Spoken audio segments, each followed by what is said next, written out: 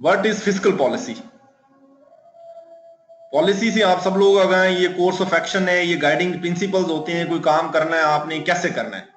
और फिस्कल जो है वो पर्टेन्स टू फाइनेंस या पब्लिक फाइनेंस, हमारी बातचीत में इसका मतलब ये है। फिस्कल पॉलिसी ऐसी पॉलिसी है कि जो आपका फाइनेंस है ना, पब्लिक फाइनेंस से मुराद जो हुकूमती पैसे हैं उससे पर्टेन करती है, उसको इस्तेमाल करने का कोर्स ऑफ एक्शन है, या ये गाइडिंग प्रिंसिपल्स हैं जिससे आप पब्लिक फाइनेंस को मैनेज करते हैं, हैंडल करते हैं आप। ये क्या बताती है? नीचे जो दो चीजें दी गई हैं बड़ी सेल्फ एक्सप्लेनेटरी हैं। आज की चीजें ऐसी हैं कि अगर आप खुद भी पढ़ लेंगे तो आपको ये समझ आ जानी चाहिए। ये इसमें डिटेल्स होती हैं कि गवर्नमेंट के अखराजात क्या हैं, कैसे क्या अखराजात करेगी गवर्नमेंट, क्यों करेगी, कितने करेगी, मिकदार बताती है गवर्नमेंट की स्पेंडिंग की। ठीक है, ये एक्सपेंडिचर पार्ट है इसका। और दूसरा पार्ट इसका है कि गवर्नमेंट इन अखराजात को करने के लिए, नीचे डिस्प्ले हो रहा होगा, how government will meet these spendings. वो है कि रेवेन्यू गवर्नमेंट कहां से लाएगी? टैक्सेस, रेवेन्यू टैक्सेस से आएगा ना, और जराये से भी आएगा, लेकिन मेनली टैक्सेस से आता है। तो फिस्कल पॉलिसी के दो टूल्स हैं, फिस्कल पॉलिसी के दो एस्पेक्ट्स हैं। एक गवर्नमेंट का एक्सपेंडिचर है, गवर्नमेंट की स्पेंडिंग है। दूसरा गवर्नमेंट की स्पेंडिंग को मीट करने के लिए रेवेन्यू कहां से लाना गवर्नमेंट ने। ये फिस्कल पॉलिसी का सब्जेक्ट है। तो और भी चीजें इसमें होंगी, डिस्कस हम करेंगे, लेकिन बुनियादी तौर पे फिस्कल पॉलिसी ऐसी पॉलिसी होती है या आपका कोर्स ऑफ एक्शन होता है जिसमें आप गवर्नमेंट के अखराजात और गवर्नमेंट की आमदनी से आपका वास्ता पड़ता है। आप उनके बारे में बातचीत करते हैं, पढ़ते हैं, उनके बारे में बताते हैं बुनियादी तौर पे। ठीक है जी, सब लोगों को, सब दोस्तों को समझ आ जाना चाहिए था जितनी बात हमने की। अगर किसी को बिल्कुल भी कोई कंफ्यूजन हो जरूर आप शेयर करें। ठीक है, ये इसकी जो है ना डेफिनेशन है, मुख्तलिफ लोग इसको मुख्तलिफ तरीके से डिफाइन करते हैं। और डेफिनेशन एक ऐसी चीज होती है कि ये बड़े जो एक किसी सब्जेक्ट के ऊपर, किसी भी मौजू के ऊपर जो माहिरीन होते हैं ना, वो उनकी राय होती है जिसको हम दुरुस्त मानते हैं, उसका मतलब दुरुस्त मानते हैं वो जो कहते हैं। इसके बारे में भी, फिजिकल पॉलिसी के बारे में भी बहुत सारी बातें हैं, बहुत सारे लोग बहुत सारी बातें करते हैं, लेकिन कुछ जनरल सी डेफिनेशन है जो कंट्रोवर्शियल नहीं है, इतनी तमाम लोग ही मानते हैं। ये अब सामने डिस्प्ले हो रही है आपके, एक किसी इकोनॉमिस्ट की दी हुई डेफिनेशन है कि fiscal policy is concerned with all those arrangements which are adopted by the government to collect revenue, ठीक है, and make the expenditures so that economic stability could be attained, maintained without inflation and deflation।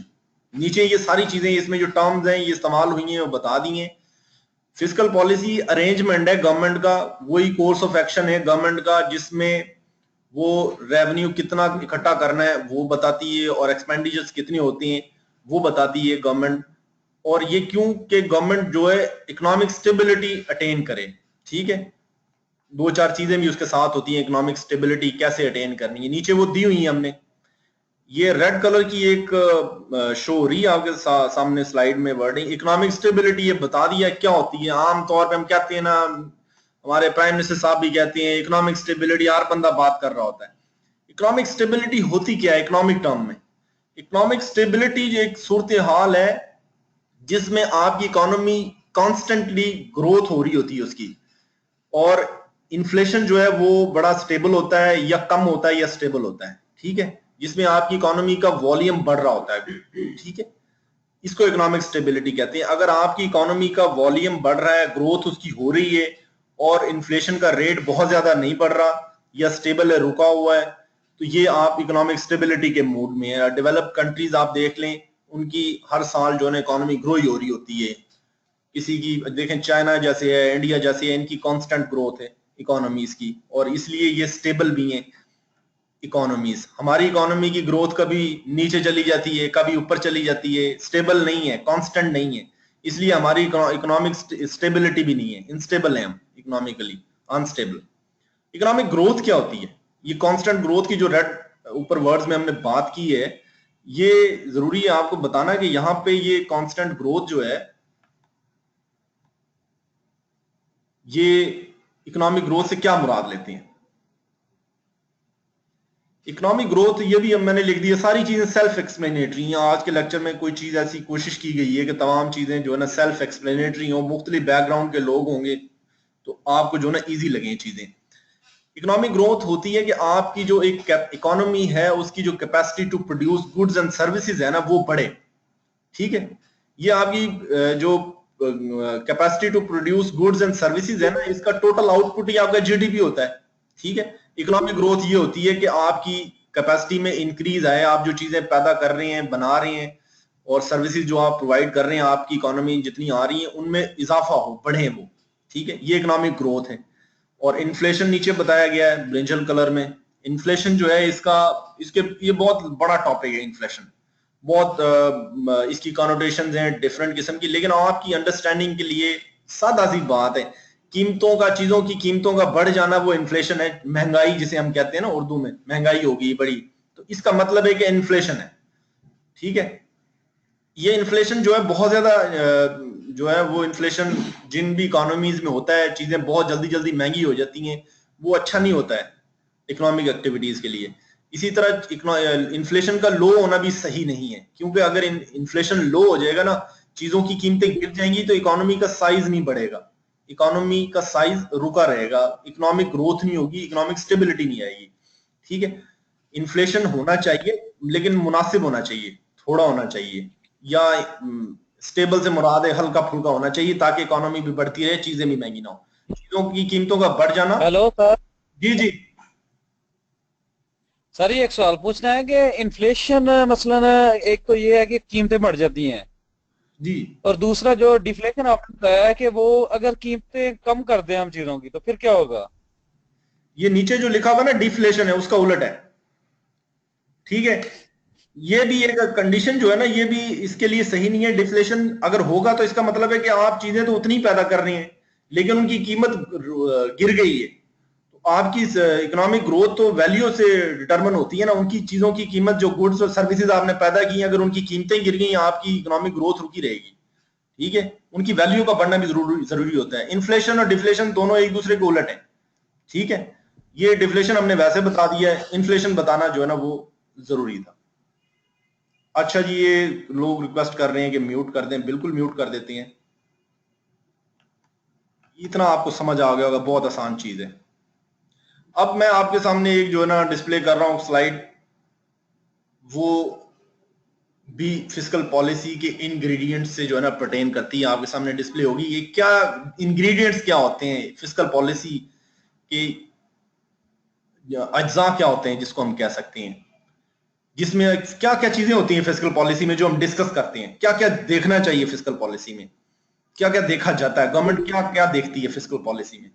तो ये है कि imposition of taxes, इससे revenue आना है ना, तो ये भी फिस्कल पॉलिसी का पार्ट है। गवर्नमेंट एक्सपेंडिचर, गवर्नमेंट ने जितना खर्च करना है वो भी फिस्कल पॉलिसी का पार्ट है। पब्लिक डेट, क्योंकि गवर्नमेंट के जो अखराजात हैं, बेसिकली एक हिस्सा तो ये हमने जैसे डिस्कस किया है, ये गवर्नमेंट के अखराजात जो ना, मैं इसको कर रहा हूं इन सर्कल। एक पार्ट तो इसका ये एक्सपेंडिचर पार्ट है फिस्कल पॉलिसी का, एक पार्ट है रेवेन्यू पार्ट। रेवेन्यू या तो आप ला सकते हैं टैक्सेस लगा के, अगर आप टैक्सेस नहीं लगा रहे, जो कि पीछे माजी में हम करते रहे, हमारी टैक्स बेस नैरो थी, तो क्या करना पड़ेगा, आपको पैसे मांगने पड़ेंगे। ठीक है, पब्लिक डेट, फिर पब्लिक डेट आपका बढ़ेगा, ये भी फिस्कल पॉलिसी का पार्ट है। ठीक है, और उस पब्लिक डेट डेट को आपने मैनेज करना होता है। सब कंट्रीज को डेट करना, लेना पड़ता है, कर्जा लेना पड़ता है। तमाम ममालिक को, दुनिया में जो डेवलप्ड ममालिक भी हैं वो भी कर्जा लेते हैं, लेकिन एक लिमिट होनी चाहिए कर्जे में। आपने इंसॉल्वेंट नहीं हो जाना, आपने जो है ना वो, जिसको इंसॉल्वेंट का उर्दू में मतलब जो है दिवालिया हो जाना, दिवालिया नहीं होना होता, आपने उसको मैनेज करना होता है डेट को। ठीक है, डेट मैनेजमेंट भी फिस्कल पॉलिसी का पार्ट है। तो फिस्कल पॉलिसी में दो चीजें होती हैं, एक्सपेंडिचर्स और रेवेन्यू। एक्सपेंडिचर गवर्नमेंट ने कर्टेल करना है, तो वो भी फिस्कल पॉलिसी आपकी जो है वो, अगर आपने, आगे मैं बताता हूं कि फिस्कल पॉलिसी कितनी इकसाम की होती है बुनियादी तौर पे, तो आपको उस वक्त पता चलेगा एक्सपेंडिचर्स का रेवेन्यू का क्या ताल्लुक है। ठीक है, लेकिन ये इंग्रेडिएंट्स हैं फिस्कल पॉलिसी के, आपको याद होना चाहिए, आपको आइडिया होना चाहिए, याद अगर भी ना भी हो कभी आप देख लेते हैं। फिस्कल पॉलिसी के मैं ऑब्जेक्टिव आपको बता दूं, पहले आपने पढ़ लिया, इकोनॉमिक स्टेबिलिटी इसका ऑब्जेक्टिव है। ठीक है, और इकोनॉमिक स्टेबिलिटी के अंदर ये चीज है, इकोनॉमिक ग्रोथ है, ये सारी चीजें इकोनॉमिक स्टेबिलिटी से ही पर्टेन करती हैं बेसिकली। ये जितने भी इसके ऑब्जेक्टिव्स है ना, फिस्कल पॉलिसी का मकसद ही ये होता है कि इकोनॉमिक स्टेबिलिटी एक कंट्री में लाई जाए, इकोनॉमी में लाई जाए। तो इकोनॉमिक ग्रोथ जो है वो आपने पढ़ ली है कि जो आपकी प्रोडक्ट्स हैं और सर्विसेज हैं वो इंक्रीज हो तो इकोनॉमिक ग्रोथ होगी, वो उनकी ग्रोथ हो रही हो, इन्फ्लेशन कंट्रोल में हो तो आपकी इकोनॉमिक स्टेबिलिटी होगी ना।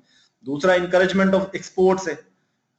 अगर आपके कंट्री में ऐसी फिस्कल पॉलिसी इस हिसाब से बनाई जाती है कि वो ज्यादा से ज्यादा एक्सपोर्ट्स को इनकरेज करे, ठीक है, उसमें अब गवर्नमेंट टैक्सेस उस हिसाब से लगाती है कि वो इंडस्ट्रीज, जैसे ये आपकी एक्सपोर्ट सारी जीरो रेटेड है, ठीक है, तो इसका ये भी आपकी टैक्स आप जीरो लगा रहे हैं, इसका मतलब ये कि आप एक्सपोर्ट्स को करना चाहते हैं, सपोर्ट करना चाहते हैं, इनकरेज करना चाहते हैं। ये फिस्कल पॉलिसी का ऑब्जेक्टिव है। तमाम ममालिक जो है ना एक्सपोर्ट्स को इनकरेज करते हैं फिस्कल पॉलिसी मेजर्स के थ्रू, टैक्स नहीं लगाते उस पर। दूसरा ये कि इंक्रीज इन फॉरेन रिजर्व जो है ये नीचे डिस्प्ले हो रहा है, इसका ताल्लुक आपके बिल्कुल एक्सपोर्ट्स के साथ ताल्लुक है। जितनी आपकी एक्सपोर्ट हो रही होगी ना, बाहर के ममालिक को चीजें दे रहे होंगे तो वो आपको डॉलर दे रहे होंगे ना उन चीजें खरीदने के लिए, तो वो डॉलर आपके मुल्क में आ रहा होगा। जब डॉलर आपके मुल्क में आएगा तो आपके रिजर्व्स बढ़ेंगे, तो ये रिजर्व्स बढ़ेंगे तो इसका मतलब है कि आपके पास इंटरनेशनली इकोनॉमी में आपके पास जो पावर टू परचेज है वो ज्यादा होगी, ठीक है। इसके साथ ही अब नीचे पब्लिक स्पेंडिंग को दिया हुआ है। पब्लिक स्पेंडिंग को आप चैनलाइज कर सकते हैं, इसकी डायरेक्शन का तयन कर सकते हैं फिस्कल पॉलिसी के थ्रू। आप जो है वो कुछ चीजों को टैक्स करेंगे तो लोग उन्हें नहीं खरीदेंगे, जैसे लग्जरी आइटम्स हैं उन पे आप फेडरल, ये रिजर्व्स क्या होते हैं कि ये आपके पास करेंसी, फॉरेन करेंसी के जो है ना रिजर्व्स होते हैं। आप जब भी बाहर के ममालिक से ट्रेड करते हैं तो आप उनसे अपने रुपीस में ट्रेड नहीं करते, आप उनसे डॉलर्स में ट्रेड करते हैं। आपके पास जितने डॉलर होंगे आपकी इकोनॉमी उतनी स्टेबल होगी। फॉरेन रिजर्व्स का ये अक्सर मसला है ना, आप जो ज़रे मुबादला जिसे कहते हैं, ज़रे मुबादला के ज़खायर बढ़ गए जी, इजाफा हो गया, जितने आपके पास ज़रे मुबादला जो है करेंसी टू एक्सचेंज विद जितनी ज्यादा होगी, आपकी कैपेसिटी उतनी ज्यादा होगी, आप उतनी चीजें ट्रेड कर सकते हैं, बाहर से ले सकते हैं। लेकिन अगर आपकी एक्सपोर्ट नहीं है, इसका मतलब है आपके पास रिजर्व्स नहीं है और आप इंपोर्ट किए जा रहे हैं, ठीक है, इंपोर्ट किए जा रहे हैं तो इंपोर्ट पे तो आपको डॉलर देना पड़ रहा है ना, आपको खर्चा करना पड़ रहा है। ये फॉरेन रिजर्व ऐसे ही समझ लें, एक मुल्क के पास जो है ना बैनुल-अक़वामी मार्केट में चीजें खरीदने के लिए पैसे, ठीक है। आप ऑयल इतना इंपोर्ट कर रहे हैं, अगर आपके पास फॉरेन रिजर्व्स नहीं होंगे तो कहां से खरीदेंगे आप, रुपीस से तो नहीं खरीदेंगे, ठीक है।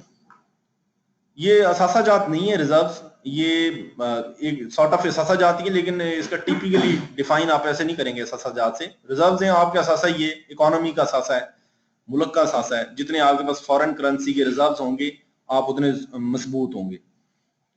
अब ये फिस्कल पॉलिसी का मकसद है कि वो फॉरेन ऐसी फिस्कल पॉलिसी में ऐसे पब्लिक स्पेंडिंग, ये जो हुकूमत खर्चा करती है, ठीक है, पब्लिक स्पेंडिंग इससे भी मुराद लेते हैं जो हुकूमत ने अखराजात करने होते हैं, जो प्रोजेक्ट्स बन रहे हैं या जो करंट एक्सपेंडिचर्स हैं या आपके पब्लिक सेक्टर डेवलपमेंट एक्सपेंडिचर्स की भी टाइप है ना। गवर्नमेंट के एक्सपेंडिचर दो टाइप के हैं। करंट एक्सपेंडिचर होते हैं, तनख्वाहें दे देना जी, रेगुलर चल रही हैं, ये अस्पतालों के लिए चीजें आ रही हैं, रेगुलर फिक्स चीजें हैं।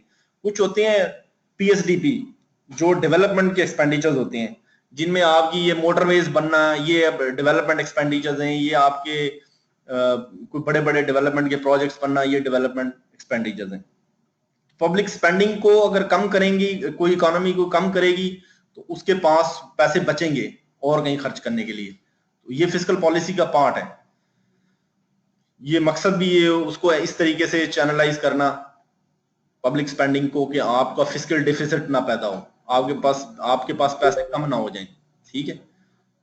अब एक इसका मकसद ये भी है इंक्रीज इन इन्वेस्टमेंट, ऐसी टैक्स पॉलिसी बनाना जिससे इन्वेस्टमेंट इंक्रीज हो, फॉरेन डायरेक्ट इन्वेस्टमेंट भी हो, मुल्क के अंदर वैसे भी लोग जो है ना पैसे घरों में ना रख के बैठे हों बल्कि उसे लगाएं मार्केट में, लोगों को नजर आए कि कारोबार करें हम। ऐसी आपने फिस्कल मेजर्स ऐसे लेने होते हैं टैक्सेस के। देखें ना, जो प्रॉपर्टी है, प्रॉपर्टी पे गवर्नमेंट ने जो है वो टैक्स लगाया है, उसमें से इन्वेस्टमेंट निकल रही है, ठीक है, उसमें मजीद इन्वेस्टमेंट प्रॉपर्टी के सेक्टर में नहीं आ रही। वो प्रॉपर्टी का सेक्टर डेड सेक्टर था, मतलब उससे आपकी जीडीपी को फायदा नहीं हो रहा था, गवर्नमेंट ने उसको टैक्स किया है। अब वो पैसे वहां से निकलेंगे और वो आम मार्केट में आएंगे, वो यानी कि एक्सचेंज में आएंगे, ट्रेड में आएंगे और किसी बिजनेस में जाएंगे। पैसे ने पड़े तो नहीं रहना, प्रॉपर्टी से निकल के किसी और में जाएंगे। वही प्लॉट जो है 10 लाख का होता है, वही मिट्टी होती है, लेकिन वो मिट्टी ही 3-4 महीने बाद 20 लाख की हो जाती है। तो बेसिकली वो आपका कैपिटल इतना सारा उसमें फंसा होता है रियल एस्टेट में। तो वो टैक्सेस लगा के गवर्नमेंट ने देखे उसको सीधा कर दिया है, वहां से लोग पैसे निकाल रहे हैं। अब बड़ी मुश्किल से अब तो लोग भाग रहे हैं कि पैसे निकाल के कहीं और लगाएं, कोई और बिजनेस कर लें। इसका एक मकसद है इनकम डिस्पैरिटी है ना लोगों के दरमियान।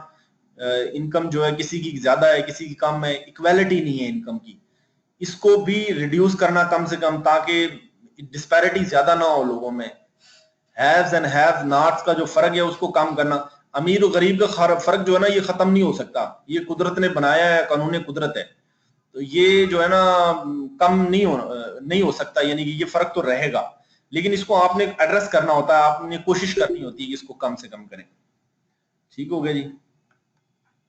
अब इसके मैं आपको टूल्स बता रहा हूँ। ऑब्जेक्टिव्स तो हमने इसके पढ़ लिए हैं। इसके दो ही टूल हैं फिस्कल पॉलिसी के। गवर्नमेंट स्पेंडिंग जो है, पब्लिक जिसे स्पेंडिंग कहते हैं, उसके जरिए वो गवर्नमेंट के पास इख्तियार है कि उसको कम करें तो गवर्नमेंट के पास पैसे होंगे, या टैक्स ज्यादा लगा दे। पब्लिक स्पेंडिंग अगर ज्यादा भी करनी है गवर्नमेंट ने कर ले, लेकिन उसको मीटअप करने के लिए टैक्स को बढ़ा दे, ताकि गवर्नमेंट के पास उतने पैसे हों उस पर अखराजात करने के।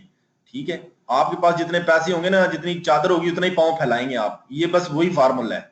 चादर फैलाने से मतलब है कि आपके पास रेवेन्यू की ब्लैंकेट होगी तो पांव आप ज्यादा फैला सकते हैं, लेकिन अगर आपके रेवेन्यू की ब्लैंकेट नहीं है तो आप स्पेंडिंग भी आपको कम करनी पड़ेगी, वरना आपको कर्जे लेने पड़ेंगे।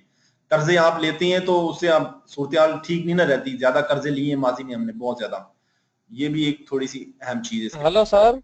जी जी। सर ये अमीर और गरीब का जो फर्क है इसको मकसद कम से कम करना है। यार ये किसी भी इकोनॉमी में जो ना, ये उसका मकसद होता है कि जो इनकम डिस्पैरिटी है ना वो कम से कम की जाए, उसको रिड्यूस किया जाए। लोगों को लोगों की एफर्ट के मुताबिक अपॉर्चुनिटीज दी जाएं और उनकी अपॉर्चुनिटीज के मुताबिक उनको पैसे भी मिलें।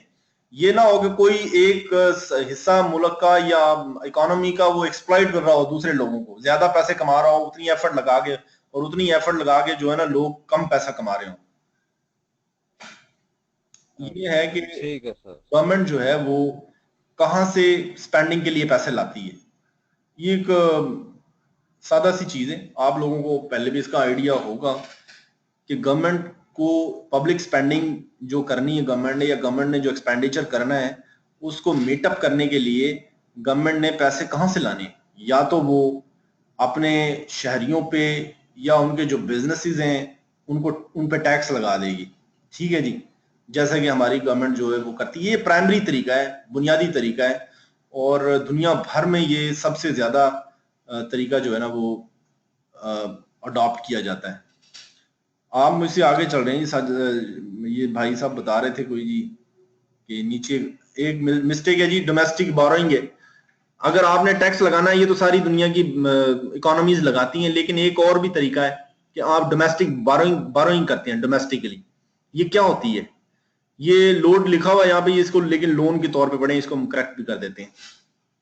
लोन फ्रॉम, ये डोमेस्टिक बोरोइंग करती है, यानी कि अपने अखराजात को मीटअप करने के लिए गवर्नमेंट जो है वो डोमेस्टिक बोरोइंग करती है, टैक्सेस लगाती है। उससे जो पैसे नहीं आते, बाकी पैसे कहां से लेती है वो नीचे 3 चीजों में बताए हुए हैं कि बैंक से कर्जे लेती है, बॉन्ड्स इशू करती है, ठीक है, उससे फंड्स रेज करती है, और उससे अपनी जो पब्लिक स्पेंडिंग है, एक्सपेंडिचर है, उसको मीटअप करती है। पाकिस्तान में जो मुल्की सतह पे जो मुल्क के अंदर जो कर्जे लेती है गवर्नमेंट, उसको डोमेस्टिक डेट भी कहते हैं। डोमेस्टिक जो बारोइंग है, पाकिस्तान अपने मुल्क के अंदर ज्यादा मकरूज है। पाकिस्तान के जो टोटल कर्जे हैं ना, पब्लिक डेट जो गवर्नमेंट ने देना है, उसमें से ज्यादा पोर्शन पाकिस्तान ने मुल्क के अंदर ही देना है। बैंक्स को देना है या बॉन्ड्स इशू किए हुए हैं उनको देना है।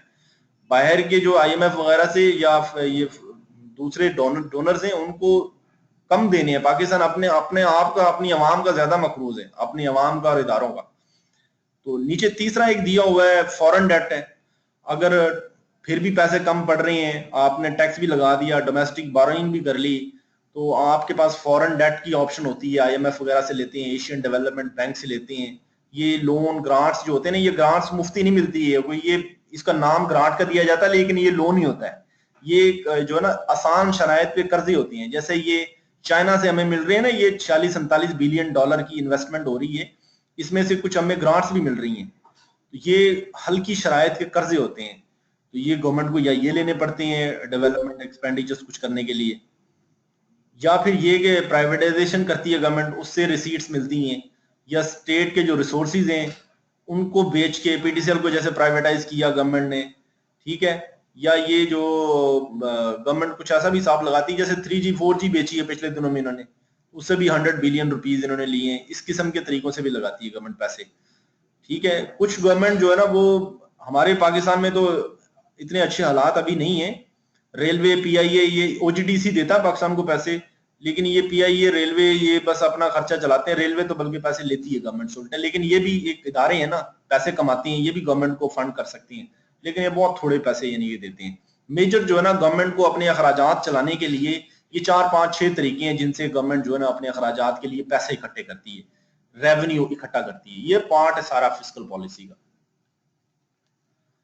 अब जो है ना ये गवर्नमेंट एक्सपेंडिचर की एक जो है ना एक्सप्लेनेशन आगे आ रही है कि गवर्नमेंट की एक्सपेंडिचर वो दो तरह की होती हैं, जिनमें पहला एक्सपेंडिचर जो है ना वो करंट एक्सपेंडिचर है, ये हमारे बजट का जो 80% जो है ना इसमें ही गर्क हो जाता सारा, यानी कि बजट का मेजर पोर्शन जो है वो हम इसमें ही लगा देते हैं करंट एक्सपेंडिचर में। ये ऐसे हैं जो मुस्तकिल हैं, यानी कि जो होते ही रहते हैं, किसी भी साल इनमें से माफी नहीं है, ठीक है, और गवर्नमेंट की मर्जी भी नहीं होती इनमें से किसी को रोक ले, ये करने ही पड़ते हैं। डेट सर्विसिंग है, जो आपने कर्जे लिए हुए ना बाहर के ममालिक से, या बाहर के इदारों से, आईएमएफ वगैरह से, तो आपको उनकी किस्तें अदा करनी पड़ती हैं, उनका उन पे सूद अदा करना पड़ता है। जैसे आप बैंक से कोई कर्जा ले लेते हैं ना, आपको उसका इंटरेस्ट पे करना पड़ता है या उसकी इंस्टॉलमेंट देनी पड़ती है आपको, वो डेट सर्विसिंग ही प्राइवेट कैपेसिटी में। लेकिन गवर्नमेंट क्योंकि बड़े बड़े इदारों से लेती है पैसे और गवर्नमेंट के पैसे भी ज्यादा होते हैं, तो उसकी वो बाकायदा तौर पे किस्तें अदा करनी पड़ती हैं, वरना आप जो है ना दिवालिया डिक्लेयर हो जाते हैं, आपकी जो है ना क्रेडिट रेटिंग गिर जाती है। वो कहते हैं ना क्रेडिट रेटिंग पाकिस्तान की गिरी हुई थी पिछले दौर में, तो वो क्रेडिट रेटिंग इसलिए गिरी हुई थी कि हम जो है ना कर्जों की किस्तें वक्त पे अदा नहीं कर रहे थे, तो लिहाजा जब क्रेडिट रेटिंग आपकी गिर जाती है तो आपको लोग कर्जा देना नहीं पसंद करते, वो कहते हैं यार इनकी क्रेडिट रेटिंग सही नहीं है, डेट सर्विसिंग नहीं सही करते ये, तो ये इनको कर्जा नहीं देना। कर्जा लेने के लिए आपकी जो रिप्यूट है वो अच्छी होनी चाहिए, जैसे आप मोहल्ले में पैसे उस बंदे को आराम से दे देंगे जो जिसका पता हो ना आपको ये पैसे मुझे वक्त पे वापस कर देगा। तो डेट सर्विसिंग पे बड़ा खर्चा होता है, ये हर साल खर्चा होता है ये बड़ा। बाकी हमारी अफवाज। Hello sir. जी जी। हेलो सर, ये गवर्नमेंट कर्जा क्यों लेती है? मतलब गवर्नमेंट अपने मुल्क से वसाइल से नहीं चल सकती गवर्नमेंट? भाई चल सकती है, अगर आप टैक्स लगा दें तो आप चला सकते हैं गवर्नमेंट, अगर आप टैक्स तो लगा दें। टैक्स क्यों नहीं लगाती गवर्नमेंट? ये तो भाई गवर्नमेंट जवाब देगी, इसका जवाब गवर्नमेंट देगी या आवाम देगी जो गवर्नमेंट को सेलेक्ट करते हैं, इलेक्ट करते हैं, ठीक है ना। मैं आपको ये बता दूं ऐसे सूरत मैं आपको बता देता हूं कि ये नहीं, चीज। एक मिनट सर, मतलब कर्जा जब लेती है गवर्नमेंट तो तब फिर मुल्क दिवालिया नहीं हो जाता? मतलब मुल्क नीचे नहीं जाता इस तरह से? नहीं नहीं, कर्जा लेने, तरक्की होती है कि नीचे? कर्जा कर्जा लेने से जो है ना मुल्क दिवालिया नहीं होता। कर्जे दुनिया के तमाम ममालिक लेते हैं, अमेरिका ने भी ट्रिलियन डॉलर के कर्जे लिए हुए हैं, चाइना से लिए हुए हैं, इतने सारे लोगों से कर्जे उसने लिए हुए हैं। जो बैनुल अक़वामी सतह पे आप देखें ना, जो इकोनॉमीज होती है ना कंट्रीज की, वो सारे ही कर्जे लेती हैं, वो उसमें किसी को माफी नहीं है, ठीक है। कर्जा लेना कोई बुरी बात नहीं है, लेकिन कर्जे की मैनेजमेंट करनी चाहिए, डेट मैनेजमेंट होनी चाहिए कि आप इतना कर्जा लें जितनी आपकी पसली हो। आपकी तनख्वाह 60,000 रुपए, आप कर्जा ले लेते हैं 1 लाख रुपए, ठीक है, आप उसकी किस्तें नहीं अदा कर पा रहे, या आप उसको ऐसे जाया कर देते हैं, उड़ा देते हैं, करप्शन कर जाते हैं कर्जा लेके। अगर आप कर्जा ले रहे हैं, पैसा ले रहे हैं और उसको सही तरीके से इस्तेमाल करें, आपको उसके मुफाद मिले, आपको उसके फायदे मिले, तो ये अच्छी चीज है ना। आप कर्जे से, बड़ी बड़ी फैक्ट्रियां कर्जे लेती हैं, बैंकों से लेती हैं, लेकिन उसको वो यूटिलाइज करती हैं, और यूटिलाइज करने के बाद उससे वो फायदा हासिल करती हैं और अपना कर्जा भी अदा करती हैं। अब दूसरा जी, करंट एक्सपेंडिचर में हमारी अफवाज हैं जी, बहुत बड़ा चंक ये लेती हैं, ये कोई तकरीबन जो है ना पाकिस्तान में आप अंदाजा लगा लें कि 1/4 हिस्सा तो ये खा जाती है। ये कुछ 1200-1400 बिलियन रुपए ये जो है ना हमारी आर्मी जो है ना ये ले लेती है पैसे।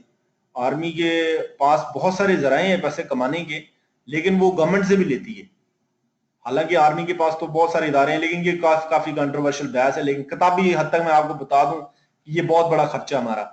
दूसरा, जनरल एडमिनिस्ट्रेशन है ना, गवर्नमेंट डिपार्टमेंट चला रही है इतने सारे, इनको तनख्वाहें देना होती हैं, तो ये भी गवर्नमेंट के अखराजात इस पे भी होते हैं, तो ये एक जनरल एडमिनिस्ट्रेशन पे करंट एक्सपेंडिचर ये बार बार हो रहा होता है। सोशल सर्विसेज गवर्नमेंट दे रही है, जिनमें से गवर्नमेंट जो है वो, जैसे ये आप समझ लें हॉस्पिटल्स की सर्विसेज हैं, ठीक है, और सर्विसेज हैं जिनसे गवर्नमेंट रेवेन्यू नहीं कमाती बल्कि सिर्फ सर्विस दे रही है, उस पर खर्चा होता है। लॉ एंड ऑर्डर है, ये एफआईए है, ये रेंजर है, ठीक है, इसके लिए इक्विपमेंट आते हैं और इसके लिए सामान आता है, लोगों को तनख्वाहें भी दी जाती हैं। लॉ एंड ऑर्डर के एक्सपेंसेस हैं, सब्सिडीज है, कभी आटे पे दे देती है, कभी बिजली पे दे देती है, तो ये भी है। इसी तरह कम्युनिटी सर्विसेज हैं, इकोनॉमिक सर्विसेज हैं। आजाद कश्मीर को पाकिस्तानी गवर्नमेंट ग्रांट देती है, हर साल ही देती है उनको भी, ठीक है, ये भी ऐसा एक्सपेंडिचर है। इसी तरह कुछ इदारे हैं जिनको हुकूमत को मुसलसल हर साल जो है पैसे देने पड़ते हैं, वो पिछले सालों में तो बड़ी खराब पोजीशन थी उनकी, जैसे रेलवे है, ठीक है। इसी तरह गवर्नमेंट एक्सपेंडिचर का दूसरा पार्ट है डेवलपमेंट एक्सपेंडिचर, ठीक है। ये आपका वो जो करंट एक्सपेंडिचर है वो तो 80% कंस्टिट्यूट कर रहा है टोटल एक्सपेंडिचर का, पब्लिक स्पेंडिंग का। पब्लिक स्पेंडिंग का जो 20% है वो ये डेवलपमेंट एक्सपेंडिचर, इसको पीएसडीपी भी कहते हैं, पब्लिक सेक्टर डेवलपमेंट प्रोग्राम्स में ये पैसे जो लगाए जाते हैं। आपके जो प्रोजेक्ट है ना, वाटर के, पावर के, कम्युनिकेशन, ट्रांसपोर्ट के, जैसे ये ग्रीन लाइन मंसूबा बना रहे हैं कराची में, ये फेडरल गवर्नमेंट बना रही है एक मंसूबा जो है ना, इसी तरह की ये मोटरवेज जो बनी है, ये ट्रांसपोर्ट के बने हैं। इसके अलावा और पीएसडीपी के फंड्स होते हैं गवर्नमेंट के कायम करदा, कोई हॉस्पिटल्स हैं या कोई और प्रोजेक्ट्स जो हैं, ठीक है, ये डेवलपमेंट एक्सपेंडिचर, लेकिन ये कम है हमारे मुल्क में, बहुत कम है, ये ज्यादा होने चाहिए, ठीक है। ये एक्सपेंडिचर की आपको टाइप बता दी। आगे मैं आपको जो है फिस्कल पॉलिसी की टाइप्स बताना चाह रहा हूँ। इसकी टाइप से कोई इतफाक नहीं है, बहुत सारी हो सकती हैं, लेकिन हमारी अंडरस्टैंडिंग जो है उसके लिए ये 3 टाइप्स समझना जरूरी है कि फिस्कल पॉलिसी या तो एक्सपेंशनरी हो सकती है, यानी कि जो बैंड बढ़ रही हो, फैली हुई हो, इंक्रीजिंग हो, या आपकी फिस्कल पॉलिसी जो है वो कंट्रैक्शनरी हो रही हो, यानी कि तंग हो रही हो, श्रिंक हो रही हो, या वो न्यूट्रल हो सकती है। अब वो क्या क्या सूरत हाल है जिनमें गवर्नमेंट की एक्सपेंशनरी फिस्कल पॉलिसी होती है, यानी कि उसका वॉल्यूम ज्यादा होता है, बढ़ोतरी होती है उसमें। तो ये कह रहे हैं कि अगर गवर्नमेंट के एक्सपेंसेस जो हैं वो आपके टैक्सेस से ज्यादा होंगे, जितना आप रेवेन्यू कमा रहे हैं उससे ज्यादा आप अखराजात करते हैं, इसका मतलब है आपकी फिस्कल पॉलिसी एक्सपेंशनरी है। आपके मुल्क में ये पॉलिसी अगर है तो आप एक्सपेंशनरी फिस्कल पॉलिसी परसू कर रहे हैं। और इसके बरक्स अगर आपका रेवेन्यू ज्यादा हो और अखराजात कम है, यानी कि आप जितने पैसे कमा रहे हैं उससे कम लगा रहे हैं, तो आपकी कॉन्ट्रैक्शनरी फिस्कल पॉलिसी है। हमारी जो पॉलिसी है वो ऊपर वाली है, ठीक है ना, एक्सपेंशनरी फिस्कल पॉलिसी है। हमारे अखराजात हमारे टैक्सी से ज्यादा होते हैं, इसीलिए हमें जो पैसे बाकी हैं वो हमें कहीं से मांगने पड़ते हैं, ठीक है। तो एक्सपेंशनरी फिस्कल पॉलिसी जब होती है तो आप समझें कि इकोनॉमी ग्रोथ भी करती है, लेकिन ये बहुत लंबी बहस है, हमें इसमें नहीं पढ़ना चाहिए। लेकिन अगर आप जितना पैसे कमा रहे हैं और उतना ही आप टैक्स इकट्ठा कर रहे हैं तो आप न्यूट्रल स्टेज पर खड़े हुए हैं, आपकी जो फिस्कल पॉलिसी है वो न्यूट्रल स्टेज के ऊपर है। ये बस आपको ऐसे थोड़ा नॉलेज देने के लिए, जरूरी नहीं है आपको याद ये चीजें रहें या आप याद करें, ठीक है। ये थोड़ा सा और टेक्निकल बात है, थोड़ी सी मैं आपके सामने डिस्प्ले कर रहा हूं।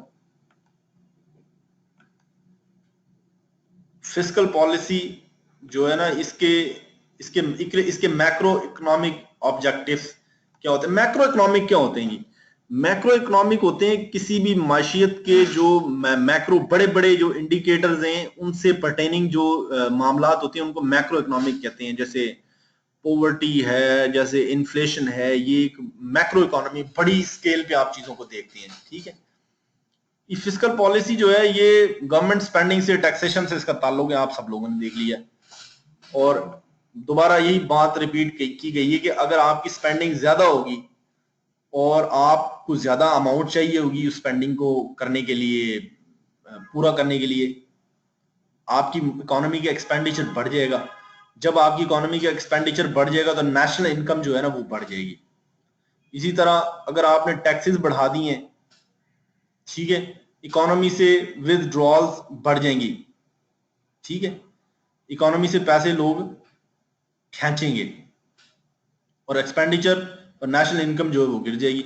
ये टेक्निकल चीजें, ये आपको ये जो ना समझ नहीं आ रही तो बिल्कुल इसे कतई तौर पे आप इग्नोर कर दें, ठीक है। अब ये भी वही चीज है, नए अंदाज से थोड़ी सी फिस्कल पॉलिसी है, मैं आपके सामने डिस्प्ले कर रहा हूं, ये आपके सामने मैं डिस्प्ले करने लगा हूं। ये नई स्लाइड होगी जी सामने आपके डिस्प्ले।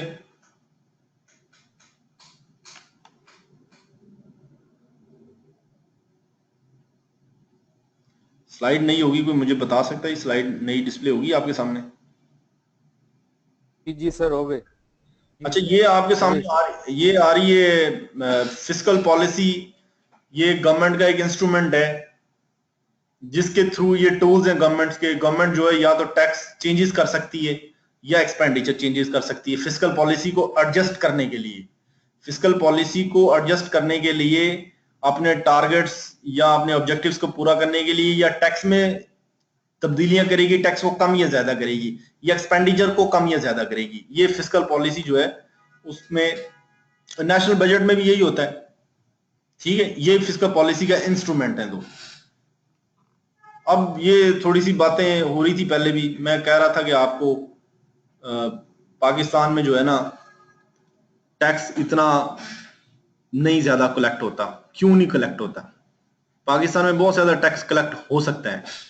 इसमें हमारे मुल्क में जो है ना वो थोड़ा सा फ्यूडल सिस्टम है, हर इलाके में ही फ्यूडल कोई ना कोई सिस्टम है।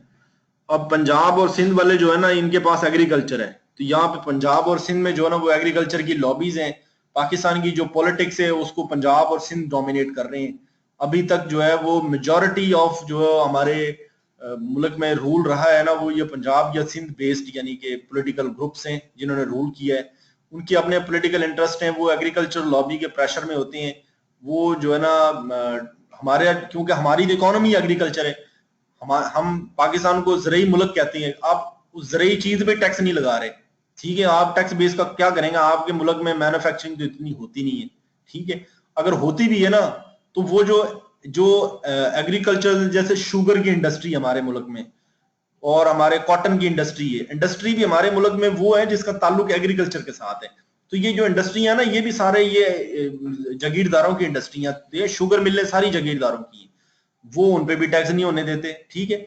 बहुत सारे प्रेशर ग्रुप्स हैं जी जो अपने अपने जो है ना मुफादात के लिए इस्तेमाल करते हैं हुकूमतों को, पार्टीज को फंड करते हैं, डोनेशन देते हैं, उनको सपोर्ट करते हैं। ऐसे ऐसे लोग हैं, उनकी वजह से तब्दीलियां नहीं आती हैं, ठीक है। प्रेशर ग्रुप्स में अब देखें लोग हड़तालें शुरू कर देते हैं। अभी पिछले दिनों में प्रॉपर्टी पे उन्होंने टैक्स लगाया था तो उन्होंने हड़तालें शुरू कर दी। इसी तरह मीडिया है, मीडिया पे टैक्स नहीं लगा सकती गवर्नमेंट क्योंकि वो भी एक प्रेशर ग्रुप है। इसी तरह मुल्क में बहुत सारे प्रेशर ग्रुप भी बने हुए हैं, ठीक है।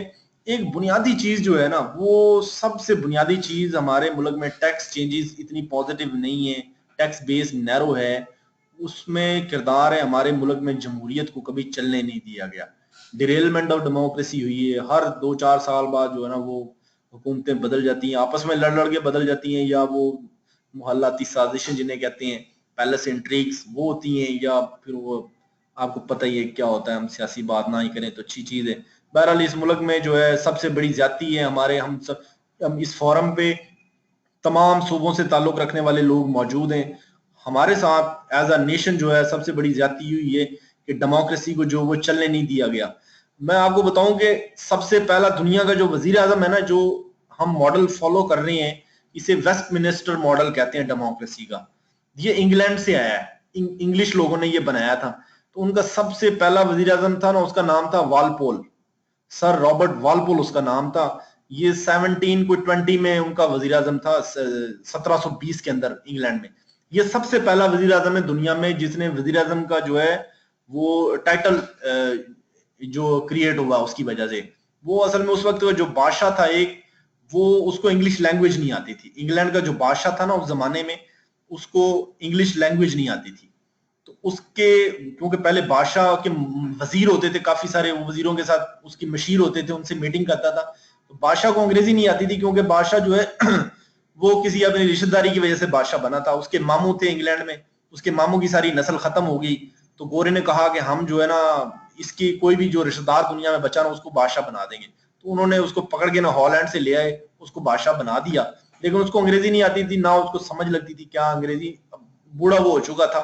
तो उसने ये काम किया कि जितने मिनिस्टर है ना अपने सारे, उनमें से एक मिनिस्टर को कहा यार कि तुम जो ना इन सारे मिनिस्टर में सबसे सीनियर हो, सीनियर मिनिस्टर हो। तो आहिस्ता आहिस्ता उसका नाम पड़ गया प्राइम मिनिस्टर, ठीक है। वो सर रॉबर्ट पोल पहले प्राइम मिनिस्टर थे, वहां से प्राइम मिनिस्टर का ऑफिस क्रिएट हुआ है। और सर रॉबर्ट पोल जो है उसके बारे में मशहूर है कि वो इंतहाई करप्ट आदमी था। वो मिनिस्टर्स को पैसे देता था अपनी मर्जी के डिसीजन लेने के लिए, बड़ी करप्शन वो करता था, ठीक है। और देखें वो करप्ट वजीर आजम था इंग्लैंड का सबसे पहला, लेकिन आज उनका वजीर आजम कितना यानी कि बेहतर हो गया 250-300 साल में। ये जो अभी कैमरॉन जो है उसने एक बात पे इस्तीफा दे दिया है कि यूरोपियन यूनियन पे वोट नहीं मिला उसको, ठीक है। उसने इतनी सी बात पे इस्तीफा दे दिया, इतना मॉरल जो है वो स्टैंडिंग उनकी बन गई है। भाई चीजें शुरू होती हैं आहिस्ता आहिस्ता, चीजों में एवोल्यूशन होता है, चीजें बेहतर होती हैं। सर रॉबर्ट पोल से कहां पहुंच गए वो। आपने करप्शन के नाम पे कितने लोगों को फारिग किया इस मुल्क के अंदर, आप कितना मुल्क में इल्जाम लगता है जी करप्शन करप्शन का। भाई आप देखें तो सही जिनका मॉडल आप चला रहे हैं, वो कहते हैं ना कि बदतरीन जमहूरियत जो है ना वो डिक्टेटरशिप से अच्छी होती, सबसे अच्छी डिक्टेटरशिप से बेहतर होती है। तो वो दुरुस्त बात कहते हैं, क्योंकि डेमोक्रेसी जो है ना ये एक नेचुरल प्रोसेस है, ये एवोल्यूशनरी प्रोसेस है। इसको चलने नहीं दिया गया। भाई यहाँ पे तो इल्जाम लगाते हैं जनाब फलाने करप्शन की, जनाब फलाने करप्शन की। जब भुट्टो पे तो नहीं लगा खैर, लेकिन बेनजीर पे लगा, नवाज शरीफ पे लगा, और जो भी वजीर आजम आए हैं सब पे लगा है। यार सब हम में से ही गए, हम चलने दे दो सिस्टम को। अब 2 साल चलने नहीं देते, हम हुकूमत पलट के परे करते हैं। हमारी सारे शहरियों की ख्वाहिश भी ये होती है कि यार ये हुकूमत जो है ना, अब भी देख लें पिछले सालों से क्या हो रहा है, ये पिछले महीनों से 1-1.5 साल से ये नहीं ठीक। आप एक गवर्नमेंट को टाइम दें, बिल्कुल आप टाइम दें। मैं बजाते खुद जो है ना वो मैंने वोट दिया है, आप ये सियासी बात हो जाएगी थोड़ी सी पीटीआई को। तो पीटीआई का जो नीचे कैंडिडेट उसको जिसको वोट दिया मुझे उसका नाम भी नहीं पता। तो ये गवर्नमेंट जो है मैं खुद समझता हूँ कि ये तो मैंने इसको वोट नहीं दिया, लेकिन मैं फिर भी चाहता हूँ कि यार इसको चलने दें ताकि इसकी एहतसाब तो सही हो सके, इसकी अकाउंटेबिलिटी तो सही हो सके। इसको अगर आगे वर्दी वाले बैठ जाएंगे वो किसी की नहीं सुनते भाई, वो अपनी लगाते हैं। अभी 10 साल मुशर्रफ अंकल लगा के गए हैं, पता नहीं क्या का क्या कर गए, खाना ही खराब कर गए यार। अगर आप पढ़ना चीजें शुरू करें तो बहुत नुकसान होता है। जमहूरियत में लोगों की बात सुनी जाती है, लोगों का आप एहतसाब कर सकते हैं। जब आप एक बंदे को चलने नहीं देंगे, उसे लॉजिक ही उसे गुड लॉजिक दिया आपने, यस लॉजिक दिया, उसको आप मौका ही नहीं देंगे परफॉर्म करने का, तो भाई उसके आप सवाल भी नहीं कर सकते। एक बंदे को आपने बेनजीर को आपने वजीर आजम बना दिया, 2 साल बाद आपने उसको उठा के बाहर कर दिया, आप उसका क्या एहतसाब करेंगे? क्यों नहीं कर सकते भाई? उसको टाइम दें, 5 साल फिर एहतसाब करें। नवाज शरीफ को दें या इमरान खान को दें, जिसको भी दें, फिर उसकी अकाउंटेबिलिटी करें। इस पे ये खासी डिबेटेबल चीज है, क्योंकि अभी पंजाब में नून लीग को भी बड़ा वक्त मिला है, सिंध में पीपल्स पार्टी को बड़ा वक्त मिला है, तो इन्होंने परफॉर्म नहीं किया। ये इनकी अकाउंटेबिलिटी होनी चाहिए, बिल्कुल होनी चाहिए, आवाम को करनी चाहिए। लेकिन अभी वो बीच में पंगे आ जाते हैं ना, हम तो चीजें सारी बहस किसी और साइड में निकल गई, फिर कभी करेंगे। अब ये थोड़ी सी एक चीज आपको बतानी है कि ये आप लोगों ने पहले पढ़ी हुई ये चीजें, अल्हम्दुलिल्लाह आप साहब लोग इनसे आगाह होंगे। ये टैक्सेस की इकसाम है। हम 2 सतह पे जो है ना मेनली टैक्सेस लग रहे हैं। फेडरल सतह पे टैक्सेस लगाए जा रहे हैं और प्रोविंशियल सतह पे टैक्सेस लगाए जा रहे हैं।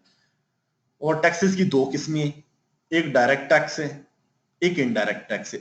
फेडरल गवर्नमेंट भी डायरेक्ट टैक्स और इनडायरेक्ट टैक्स लगा रही है। फेडरल गवर्नमेंट के ही डायरेक्ट टैक्सेस और इनडायरेक्ट टैक्सेस हमने पढ़े भी हैं, जिनमें इनकम टैक्स पढ़ा है हमने, सेल्स टैक्स पढ़ा है, एक्साइज ड्यूटी लगारी साहब बना रहे हैं, वो देंगे आपको। तो ये इनडायरेक्ट एंड डायरेक्ट टैक्सेस लगा रहे हैं। कॉर्पोरेट टैक्स भी इनकम टैक्स के अंदर ही कॉन्सेप्ट है। वेल्थ टैक्स खत्म हो गया, अब पहले ये होता था वेल्थ टैक्स, ये वेल्थ पे लगता था, ठीक है। इसी तरह प्रॉपर्टी टैक्स जो है ना वो इस्लामाबाद में फेडरल गवर्नमेंट लगा रही है, इस्लामाबाद के अंदर प्रॉपर्टी टैक्स। और गैस सरचार्ज जो है वो भी गवर्नमेंट लगा रही है। एक्साइज टैक्स तो जो है ना वो इस्लामाबाद में फेडरल गवर्नमेंट लगाती है। एक्साइज ड्यूटी जो है वो पढ़ेंगे आप, फेडरल एक्साइज ड्यूटी जो है। इसी तरह गवर्नमेंट जो है प्रोविंशियल, वो भी डायरेक्ट टैक्सेस लगाती है, लैंड रेवेन्यू जैसे है, ट्रांसफर ऑफ प्रॉपर्टी टैक्सेस हैं, एग्रीकल्चर इनकम टैक्स है। इसी तरह इनडायरेक्ट टैक्सेस भी है, स्टैंप ड्यूटी है, मोटर व्हीकल पे जो टोकन टैक्स हम अदा करते हैं, ठीक है। ये हमने टैक्सेस की किस्में आपने पढ़ी हुई है, ऐसे चार्ट हमने बना दिया है। ये कुछ फैक्ट्स एंड फिगर्स हैं। गैस सरचार्ज मेरे भाई होता है कि आपकी गैस की कंजम्पशन के ऊपर जो है ना ये टैक्स लगाते हैं। इसकी खास एक मिकदार होती है। ये एक इसका नाम तो सरचार्ज का, लेकिन आप समझ लें ये भी टैक्स ही है। सरचार्ज इसको ना ही कहें, ये टैक्स है, बस नाम उन्होंने बदला हुआ है। फेडरल एक्साइज एक्ट जी आपको पढ़ाएंगे, बिल्कुल बेफिक्र हो जाएंगे, इंशाल्लाह पढ़ाएंगे आपको। अब ये कुछ पिछले साल के ना फैक्ट्स हैं, ये आप मैंने तो अपनी स्टैंप ड्यूटी होती है, ये स्टैंप पेपर होता है ना, स्टाम्प जो होता है, ये इसके ऊपर लिखा होता है ना 100 रुपए का स्टाम्प। ये स्टैंप एक्ट के तहत जो है ना ये स्टाम्प पेपर इशू हुए होते हैं, वो कागज होता है, वो 200 रुपए का आपको भेज देते हैं ना, वो ड्यूटी होती है बेसिकली, वो टैक्स होता है, इनडायरेक्टली प्रोविंशियल गवर्नमेंट आपसे ले रही होती है, ठीक है ना।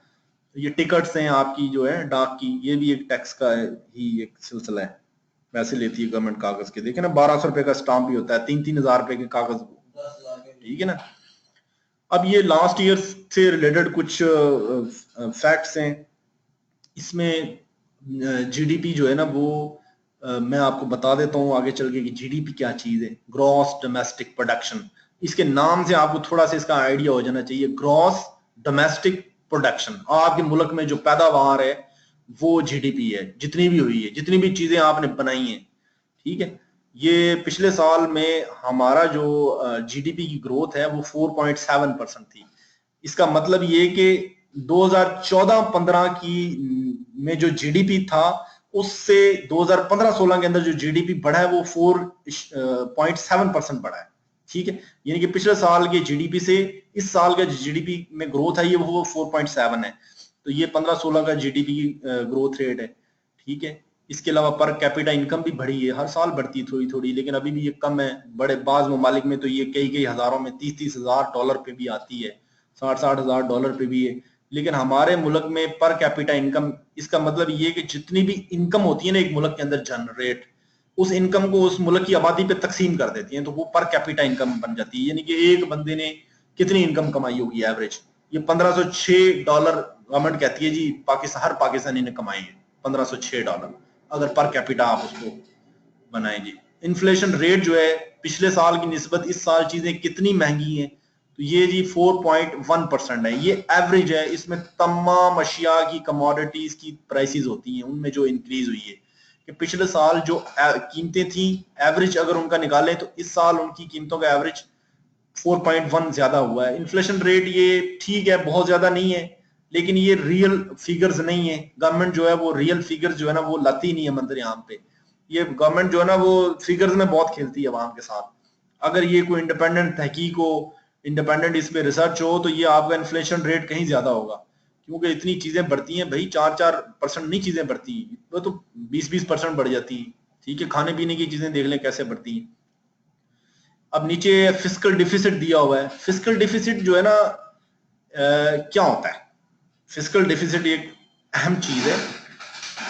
एक मुल्क जो है वो 100 रुपए अखराजात करना चाहता है, ठीक है, और उस मुल्क की आमदनी जो है वो 90 रुपए।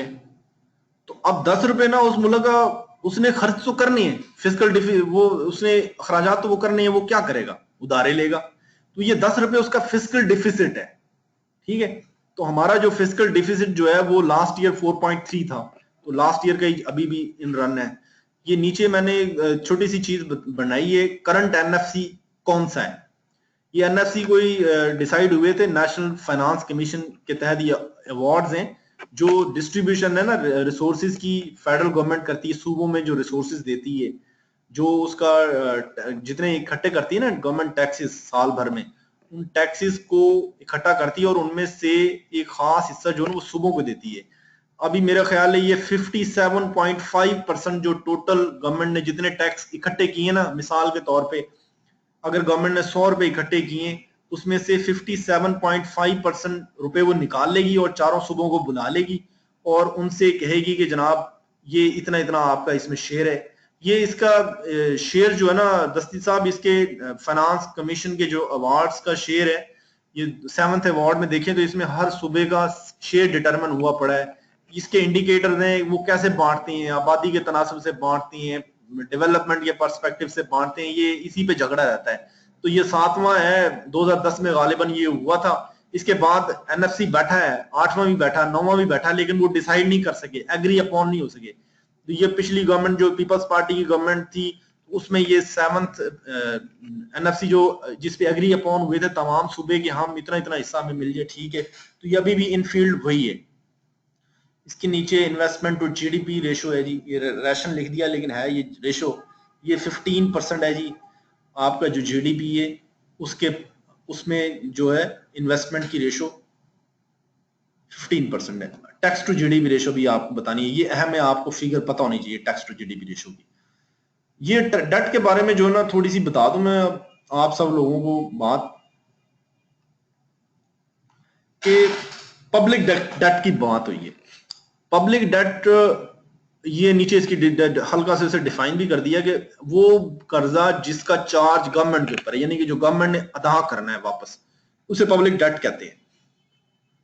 तो ये टोटल जो ना गवर्नमेंट ऑफ पाकिस्तान पे 19,168 रुपए, 19,168 बिलियन रुपए की मकरूज है हुकूमत पाकिस्तान, और इसमें से 13,399 रुपीज जो है ना वो गवर्नमेंट ने पाकिस्तान के अंदर ही देने हैं, या बैंक्स को देने हैं या लोगों को देने हैं।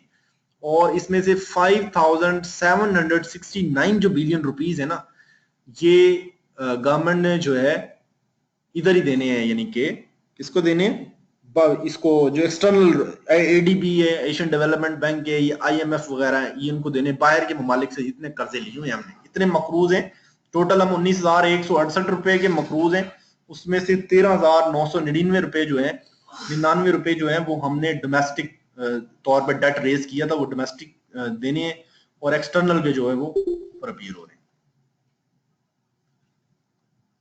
अब ये थोड़ा सा मजीद आपको बता दें, ये चीज भी आपको पता होनी चाहिए जी, फिस्कल पॉलिसी की जो मेन चीजें ना वो आपने कर ली हैं, आपको अंडरस्टैंडिंग होगी कि फिस्कल पॉलिसी क्या होती है। इसमें आपको बजट जो है ना वो उसकी फिगर्स भी पता होनी चाहिए, बजट की फिगर्स, वो मैं आगे मेरे ख्याल है मैंने स्लाइड में दी हुई है, मैं आपको शो करा देता हूँ। लेकिन उससे पहले मैं आपको बता दूं कि टैक्सेस में FBR क्या मेजर इनिशिएटिव्स ले रहा है टैक्सेस को बढ़ाने के लिए। तो ये चंद चीजें। Hello sir. जी जी। सर ये इन्फ्लेशन रेट कैसे निकालते हैं? यार ये ओ दूसरा, sorry, unemployment rate. Unemployment rate जो, अनएम्प्लॉयमेंट। ये अनएम्प्लॉयमेंट रेट जो है ये, इसके भी मुख्तलिफ यानी कि मैकेनिज्म्स होंगे इसके कैलकुलेट करने के। मुल्क के अंदर कितने अवेलेबल रोजगार हैं और कितने लोग जो हैं वो एम्प्लॉयड हैं, और कितने ऐसी हैं जो क्वालिफाइड तो हैं लेकिन उनको कोई एम्प्लॉयमेंट नहीं मिली हुई। तो उसके हिसाब से ये इसकी डिवीजन करके कोई रेट निकालते हैं। लेकिन ये भी गवर्नमेंट इसके बारे में भी जो है ना सच नहीं बोलती, अनएम्प्लॉयमेंट रेट को भी वो जो है ना बड़ा, जो लोग गांव में जमींदारा कर रहे होते हैं तो उसको भी गवर्नमेंट समझती है ये भी एम्प्लॉयड है, ठीक है। ये हेलो सर, अस्सलाम वालेकुम। वालेकुम सलाम दसी साहब। सर ये लास्ट ईयर एक सवाल आया था कि which is the most important tool of fiscal policy. तो इसमें तो दो हैं, गवर्नमेंट स्पेंडिंग भी है और टैक्सेशन भी है, तो हम कौन सा जवाब इसमें टिक करेंगे इसमें अगर मोस्ट आ जाए इम्पोर्टेंट जो टूल है ना वो टैक्स है भाई, ठीक है। मोस्ट सर फर्स्ट में जो आपकी स्लाइड थी, फर्स्ट में उसमें तो गवर्नमेंट स्पेंडिंग लिखी हुई थी, तो फर्स्ट प्रायोरिटी इसको देंगे या टैक्सेशन को? नहीं, जो प्रायोरिटी ये ना गवर्नमेंट स्पेंडिंग मेरे भैया आपने कम नहीं कर सकते, आप गवर्नमेंट को पैसे खर्च करने ही होती हैं, ठीक है ना। गवर्नमेंट स्पेंडिंग जो है वो आप बेसिकली, तो ये दोनों ही इंपॉर्टेंट टूल है, लेकिन ज्यादा इंपॉर्टेंट जो टूल है वो टैक्सेस हैं। यानी कि आपने अखराजात तो करने ही करने हैं भाई, उसके लिए पैसे लाएं, खर्चा तो होना ही होना है, खर्चे के लिए पैसे ढूंढो।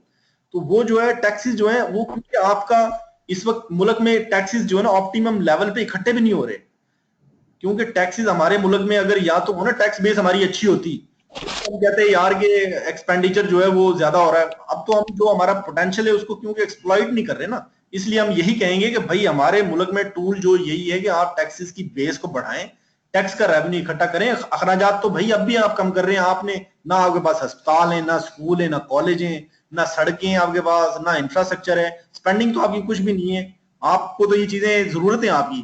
और अगर जी जी। ऑप्शन अगर इस तरह आए कि both A and B, government spending भी लिखा और टैक्सेशन भी लिखा हो, दोनों लिखे हो, तो फिर बोथ ए एंड बी को टिक करेंगे, ऐसे होगा ना सर? अगर वो एक ऑप्शन देता ना वो कि स्पेंडिंग बताएं या टैक्सेस, इन दोनों में से कौन सा इंपॉर्टेंट है, तो आपने बताना है कि टैक्स इंपॉर्टेंट है। अगर वो कह देता है चार चीजें पूछ लेता है और ए बी में रख देता है स्पेंडिंग को और टैक्सेस को, तो वो दोनों आप लिख देंगे बोथ ए एंड बी, ठीक है ना। ठीक है सर, थैंक यू। सर ये जो डेप्ट आपने बताया कि पाकिस्तान गवर्नमेंट का डोमेस्टिक और फॉरेन डेप्ट इतना है, हाँ जी ये ऑथेंटिक है? यार, ये फिगर मैंने ना पाकिस्तान की इकोनॉमिक सर्वे से उठाई है। अच्छा, राइट। हाँ, ये आप लोगों के लिए मैंने कोशिश की है। असल में ये सारी चीजें जो ना मुख्तलिफ जगह पे मुख्तलिफ भी मिलती हैं, लेकिन ये गवर्नमेंट भी यार बहुत झूठ बोलती है, बहुत झूठ बोलती है। लेकिन ये जो फिगर बताएं ये गवर्नमेंट के अपने डॉक्यूमेंट से उठाए हैं भाई। अब वो झूठ बोलते हैं सच बोलते हैं, हमने भी उनके पीछे ही चलना है कि फिगर तो फिगर है, उसी को वो दुरुस्त मानेंगे। वरना तो यार सारी स्टैटिस्टिक्स की गेम है, कोई बात भी पब्लिक को तो बताई नहीं जाती ना। वो तो पाकिस्तान में रिवाज चल रहा है। लेकिन ये जो फिगर आपके सामने है ये गवर्नमेंट के अपने फिगर हैं, तो ये दुरुस्ती समझें जी, इन्हें इन्हें अच्छे ही समझें ठीक है ना। तो ये इनिशिएटिव्स मैंने आपके सामने डिस्प्ले किए हुए हैं कि एफबीआर ने जो इनिशिएटिव्स लिए हुए हैं उनमें है ब्रॉडनिंग ऑफ टैक्स बेस। इससे क्या मुराद है? इससे मुराद ये कि आप जिन लोगों से टैक्स ले रहे हैं उनकी तादाद में इजाफा करना। ये नहीं कि आप 100 लोगों से टैक्स ले रहे हैं और रेट बढ़ा के उन्हीं से टैक्स लेते रहे। नहीं भाई, टैक्स और लोग शामिल करो नेट के अंदर। जो लोग टैक्स नहीं दे रहे उनको लाओ, उनसे भी टैक्स लो। इसको कहते हैं broadening of tax base. FBR इस पे बड़ा काम कर रहा है। ये गाड़ियों के नोटिस डालना, देखना किसी ने प्रॉपर्टी खरीदी है उससे टैक्स लेना, तो गवर्नमेंट ने इसके लिए नॉन फाइलर फाइलर का रेट अलग किया हुआ है। ये ब्रॉडनिंग के लिए रेट है ताकि वो लोग जो टैक्स नहीं दे रहे वो टैक्स के नेट में आए किसी न किसी तरीके से। तो एक तो एफबीआर का इनिशिएटिव ये है। फिर ये कि बहुत सारी एग्जाम्पशंस दी होती है ना गवर्नमेंट ने, उनको भी गवर्नमेंट ने कोशिश की है कि जरूरत के मुताबिक उनको भी विड्रॉ करें। ठीक है, जैसे प्रॉपर्टी के ऊपर इन्होंने एग्जाम्पशंस दी हुई थी, अब प्रॉपर्टी को भी वो टैक्स कर रहे हैं। इसी तरह अब बहुत बड़ी एग्जाम्पशंस जो है वो एग्रीकल्चर इनकम एक एग्जाम्पशन है, लेकिन अभी किसी दिन वो दिन भी आए कि एग्रीकल्चर इनकम जो है उसको भी हम टैक्स कर सकें। तो वो एक बहुत बड़ी एग्जाम्पशन है जो पाकिस्तान में अवेलेबल है लोगों को, तो उसको छेड़ा नहीं जा सकता भी, क्योंकि वो सियासी तौर पे जो है ना काफी वोलाटाइल सूरत पैदा कर देगी। इसके साथ एक expansion of tax payer audit है, यानी कि जो टैक्स आपको लोग दे रहे हैं जो आपके नेट में शामिल हैं वो तो चोरी नहीं कर रहे कहीं टैक्स की, जितना उनका बनता उतना तो वो दे रहे हैं ना, उसका ऑडिट करना, उन लोगों को स्क्रूटनाइज करना कि वो टैक्स सही दे रहे हैं कि नहीं। ये भी एफबीआर एक इनिशिएटिव ले रहा है, एक्सपैंड कर रहा है इसको, टैक्स पेयर ऑडिट को बेहतर बना रहा है ताकि लोगों की चोरियां पकड़ी जाए, टैक्स इवेजन पकड़ी है, ठीक है, टैक्स फ्रॉड पकड़े जाए। और या जिन लोगों ने इनकम अपनी लेस डिक्लेयर की है उनकी ओरिजिनल इनकम डिक्लेयर करके उनसे कहा जाएगा भाई ये बाकी के पैसे निकालो। ठीक है, उसके अलावा एफबीआर जो है ना वो ह्यूमन रिसोर्सेज जो है ना आप डिपार्टमेंट के उनको बेहतर करने की कोशिश कर रहा है, ट्रेनिंग्स उनकी करवा रहा है। जैसे आप लोग पढ़े लिखे लोग जो है वो आ रहे हैं, ये बेटर ह्यूमन रिसोर्स रिक्रूटमेंट हो रही है। अभी जो लोग फील्ड में पहले इंस्पेक्टर्स मौजूद हैं वो उनके मुकाबले में जब आप आएंगे आप तो बहुत पढ़े लिखे लोग हैं, वो मैट्रिक पढ़ के आ गए थे तो वो पुराने जमाने के लोग हैं। तो एफबीआर का ये भी एक इनिशिएटिव है कि पढ़े लिखे लोग आ रहे हैं कंपटीशन के थ्रू। इसके साथ जो है वो ऑटोमेशन हो रही है, ठीक है, कंप्यूटर पे चीजें आ रही हैं, सॉफ्टवेयर बना दिए, ये क्रेस्ट बना दिया है, ये आयरस बना दिया है, ठीक है, ये सॉफ्टवेयर भी है। कोशिश हो रही है कंप्यूटराइज हो, सारे रिटर्न फाइलिंग भी कंप्यूटर के थ्रू हो, आपको मालूमात भी कंप्यूटर के थ्रू मिले, यानी कि ह्यूमन इंटरफेरेंस उसमें कम हो ताकि गड़बड़ कम हो उसमें। इसके अलावा एक स्ट्रिंजेंट इन्फोर्समेंट है, यानी कि सख्त किस्म की इन्फोर्समेंट, जिससे टैक्स लेना है उसको रियायत को ना दी जाए, उससे रिकवरी की जाए। जो टैक्स लग गया है किसी के ऊपर उससे वो लिया जाए सख्त से सख्त तरीके से। जायदादें अटैच करना, लोगों के बैंक अकाउंट अटैच कर लेना, लोगों से पैसे निकलवाना, ये एक इन्फोर्समेंट के मेजर्स हैं। इसमें एफबीआर अच्छी खासी जो है ना वो गर्मी नजर आ रही है। ये यहाँ पे खत्म हो गया, लेकिन इससे मुतल्लिक मैं कुछ चीजें आपको जो है ना और भी बताऊंगा। इसमें मैंने फिगर्स डाले थे लेकिन वो जो है ना इसमें अपीयर नहीं हुए स्लाइड के अंदर। मैंने जो जीडीपी वगैरह के बजट आउटले वगैरह के ना फिगर डाले थे तो वो मैं आपको दे देता हूं। लेकिन अभी मैं आपको एक और चीज बताने लगा हूं जो है ना, ये बहुत सारे भाई जो है ना उनको ये चीज मिल चुकी होगी, बहुत सारे लोगों को ये नहीं मिली। ठीक है, ये जो आपके सामने मैं डिस्प्ले करना चाह रहा हूँ ये है एक रीडिंग है, ये एफबीआर के फंक्शन से पर्टेन करती है। एफबीआर, इसमें मैं आपको ना बताऊंगा कि एफबीआर जो है वो कैसे फंक्शन करता है।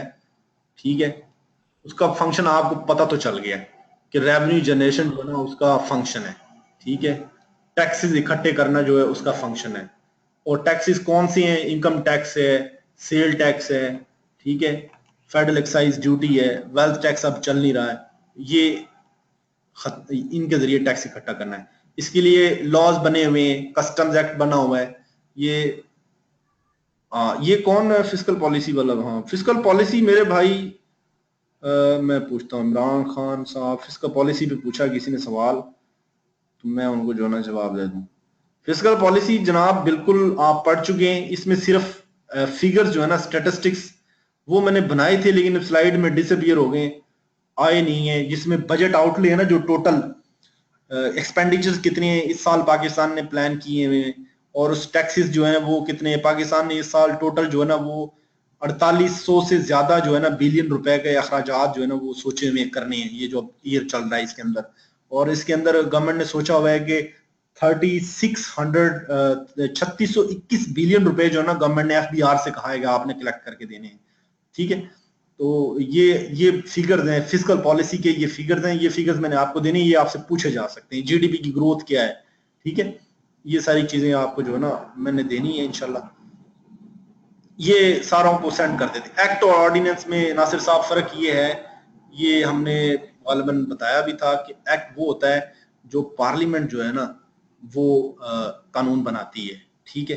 पार्लियामेंट से क्या मुराद है, नेशनल असेंबली बनाती है, सेनेट को फॉरवर्ड करती है, सेनेट उसको रेटिफाई करता है, फिर वो प्रेसिडेंट के पास चला जाता है सिग्नेचर होने के लिए।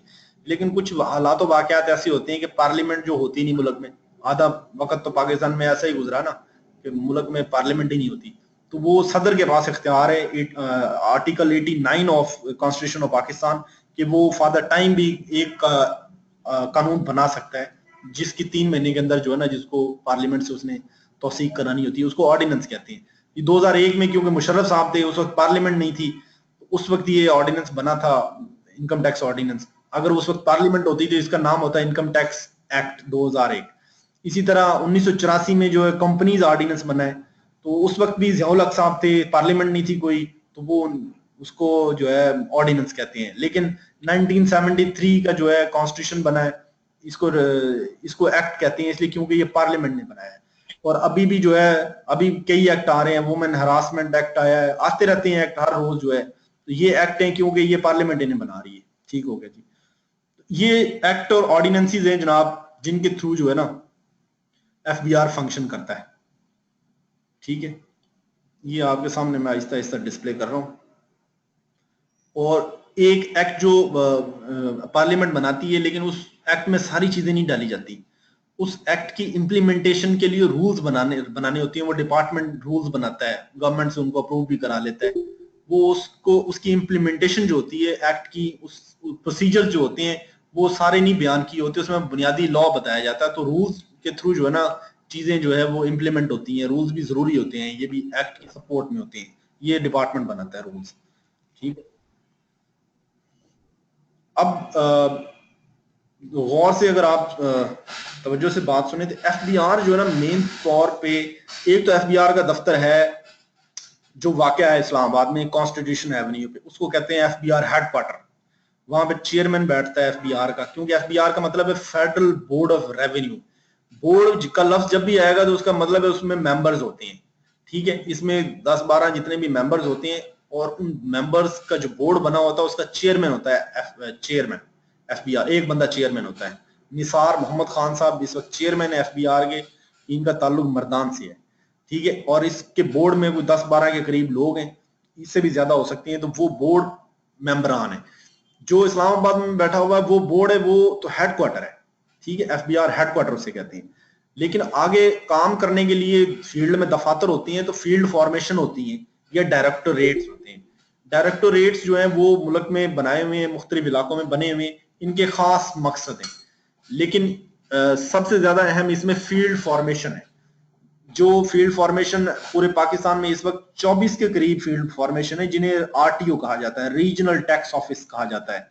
हैदराबाद में जैसे एक रीजनल टैक्स ऑफिस है, लाड़काना जो है ये सखर का जो रीजनल टैक्स ऑफिस है उसके अंडर आता है। इसी तरह पेशावर में रीजनल टैक्स ऑफिस है, मर्दान, बन्नू, डेरा इस्माइल खान, कोहाट, करक, सवाबी, चारसद्दा, ये सारा इसमें डील होता है। इसी तरह एक रीजनल टैक्स ऑफिस है एबटाबाद में, जिसमें मानसेरा है, ये हजारा डिवीजन सारी उसमें असेस होती है, इसी तरह एक रीजनल टैक्स ऑफिसर रावलपिंडी में, चकवाल, जेलम, ये सारे उसके अंदर अंडर आते हैं। फिर एक टैक्स ऑफिस है गुजरांवाला में, फील्ड फॉर्मेशन, जिसको कहते हैं आरटीओ गुजरांवाला। ये आपका गुजरांवाला, नारोवाल, ये उसमें असेस होते हैं। इसी तरह फिर एक आरटीओ सियालकोट है, सियालकोट में ऑफिस है, गुजरात और सियालकोट उसमें जो है ना डील होते हैं। फिर एक सरगोदा में है, जिसमें सरगोदा, मियांवाली, भक्कर, मंडी भाउद्दीन, आरटीओ सरगोदा, उनका ऑफिस फील्ड फॉर्मेशन वहां पे। इसी तरह मुल्तान है, मुजफ्फरगढ़ है, लिया, डीजी खान है, ठीक है। इसी तरह भावलपुर है, जिसमें रहीम यार खान है, बावल नगर है, ठीक है, विहाड़ी है। इसी तरह आरटीओ लाहौर है, इसमें 2 आरटीओ है। कोयटा में भी है जी, कोयटा में एक आरटीओ है जिसके जो पूरे बलूचिस्तान को डील करता है, आरटीओ कोयटा उसे कहते हैं, regional tax office Quetta. Hub और हब भी इसमें है पूरा कोयटा। कोयटा में बलूचिस्तान में 2 इंडस्ट्रियल एरियाज हैं, एक तो कोयटा शहर है, इसके अलावा हब है जो कराची के बिल्कुल साथ है, वो भी यहाँ पे डील होता है। हो सकता है कभी हब में जो है ना ये अलग आरटीओ बना दें, लेकिन अभी बलूचिस्तान में एक आरटीओ। सिंध में जो है वो एक सखर में आरटीओ है, regional tax office field formation, उसके आगे एक दफातर होते हैं, फील्ड फॉर्मेशन जो होती है उसके भी आगे दफातर होते हैं। लेकिन अभी हम ये डिस्कस करें, कराची में जो है 3-5 रीजनल टैक्स ऑफिस हैं, ठीक है। ये फील्ड फॉर्मेशन हैं, 24 के करीब हैं ये। एक हेडक्वार्टर है जो इस्लामाबाद में। असल काम जो होता है फील्ड का, वो फील्ड फॉर्मेशन कर रही होती है। डायरेक्टोरेट्स भी एफबीआर के होती हैं, जिनका काम होता है इनकी हेडक्वार्टर की सपोर्ट करना या फील्ड फॉर्मेशन की सपोर्ट करना। ट्रेनिंग के लिए जैसे एक इदारा बनाया हुआ, उसका नाम भी डायरेक्टोरेट रखा हुआ है, या बोर्ड में कुछ डायरेक्टोरेट बैठे हुए हैं, या एक इंटेलिजेंस एजेंसी है एफबीआर की, जिसे कहते हैं इंटेलिजेंस एंड इन्वेस्टिगेशन। ये जो है इसका भी एक अलग से डायरेक्टोरेट बना हुआ है। तो 3 किस्म की, आगे नीचे तस्वीर में भी डिस्प्ले करेंगे। ये जो है ना आपको बता दें, ये बोर्ड जो है ना, बोर्ड, इसका काम क्या है। इसका चेयरमैन जो होता है ना, वो एफबीआर का चेयरमैन, उसे सेक्रेटरी रेवेन्यू डिवीजन भी कहते हैं। हर डिवीजन जो होती है ना फेडरल गवर्नमेंट में, हर डिवीजन का एक सेक्रेटरी होता है। जैसे ministry of finance and revenue की एक मिनिस्टर हिसाबदार, उसकी 2 डिवीजन है, एक को कहते हैं रेवेन्यू डिवीजन, एक को कहते हैं फाइनेंस डिवीजन। रेवेन्यू डिवीजन का जो सेक्रेटरी है वो चेयरमैन एफबीआर भी होता है, ठीक है। इसी तरह फाइनेंस डिवीजन का एक सेक्रेटरी होता है, वो वकार मोहम्मद खान है शायद, ठीक है। तो हमारे जो रेवेन्यू डिवीजन के सेक्रेटरी हैं उन्हें चेयरमैन एफबीआर भी कहते हैं। वो हेडक्वार्टर में काम करते हैं। रेवेन्यू डिवीजन का काम क्या है, टैक्स की फॉर्मुलेशन और एडमिनिस्ट्रेशन के लिए पॉलिसीज बनाना, और इसकी मुल्की सतह के ऊपर जो कलेक्शन है उसको मॉनिटर करना, देखना, और इसके कोई कुजाए जुडिशियल फंक्शंस हैं जो कि इतने ज्यादा नहीं है, वो फील्ड में ज्यादा यानी कि एग्जिस्ट करते हैं। बाकी चेयरमैन जो है पूरे डिपार्टमेंट को रिप्रेजेंट करता है, ठीक है। इसकी सपोर्ट में नीचे ना ऑर्गेनोग्राम मैं आपको दिखाता हूँ। ये ऑर्गेनोग्राम से जो है ना चीजें ज्यादा आपको समझ आएंगी इंशाल्लाह। ये मैं इसको छोटा भी करता हूँ ताकि आप सामने ये डिस्प्ले हो जाए। ये तमाम लोगों को नजर आ रहा है ये ऑर्गेनोग्राम। ये देख लें, आपको इस पे टॉप पे ना ये नजर आ रहा होगा, हमारा चेयरमैन बैठा है। ये सेक्रेटरी रेवेन्यू डिवीजन भी है, ये बैठा हुआ है, ठीक है, सबको नजर आ रहा होगा। ये इसकी विंग्स हैं, ठीक है। ये मेंबर्स की विंग है, ये बोर्ड है, ये ऑपरेशंस की विंग है, सपोर्ट मेंबर्स की विंग है, एक फंक्शनल मेंबर्स की विंग है। ये सारे ये एफबीआर ये कॉन्स्टिट्यूट करते हैं। ये बोर्ड है, ये सारा बोर्ड है। इनका ये चेयरमैन हेड है। ये जो डीजीज है ना, डीजीज, इनमें से कुछ डीजीज जो है वो बोर्ड का पार्ट नहीं है, ठीक है, वो बोर्ड का हिस्सा नहीं है। बोर्ड का हिस्सा ये मेंबर्स हैं। मसलन हम पहले मेंबर से शुरू करते हैं, जो ना पहला मेंबर जो है ना, ये ऑपरेशनल मेंबर्स होते हैं। एफबीआर में क्योंकि 2 विंग्स हैं एफबीआर की, एक कस्टम्स को डील करती है, एक इनकम टैक्स, सेल टैक्स और एफईडी को डील करती है। एक को कहते हैं कस्टम्स विंग, एक को कहते हैं आईआर, इनलैंड रेवेन्यू। जैसे आप इंस्पेक्टर इनलैंड रेवेन्यू, आप ऑपरेशन, आप इनलैंड रेवेन्यू डिपार्टमेंट में जाएंगे। तो एफबीआर के जो ऑपरेशंस हैं, Chairman FBR is answerable to minister, Chairman FBR is answerable to government, Chairman FBR is answerable to National Assembly, to cabinet। वो तो सेक्रेटरी है ना, एक सबको जवाब दे है, और जो जिनको वो जवाब दे वो आपको जवाब दे, जो कि वो नहीं है आपके मुल्क में, ठीक है जी। ये ऑपरेशनल मेंबर्स में एक कस्टम्स को हेड कर रहा होता है मेंबर, कस्टम्स ऑपरेशन, जो कस्टम के जो मुल्क में ऑपरेशंस हो रहे हैं ना, जैसे पुलिस के होते हैं ना डीआईजी ऑपरेशंस, यानी कि जो ऑपरेशंस कर रहा होता है उनका हेड वो होता है, बंदों को पकड़ के लाना इधर उधर से, ठीक है ना, वो ऑपरेशंस का काम है। तो ये टैक्सेस की कलेक्शन जो है उसके जो ऑपरेशन जितने भी मुल्क भर में हो रहे हैं, एक कस्टम्स का मेंबर कस्टम्स को देख रहा है, इसी तरह इनलैंड रेवेन्यू जो है उसका ऑपरेशन उनको देख रहा है।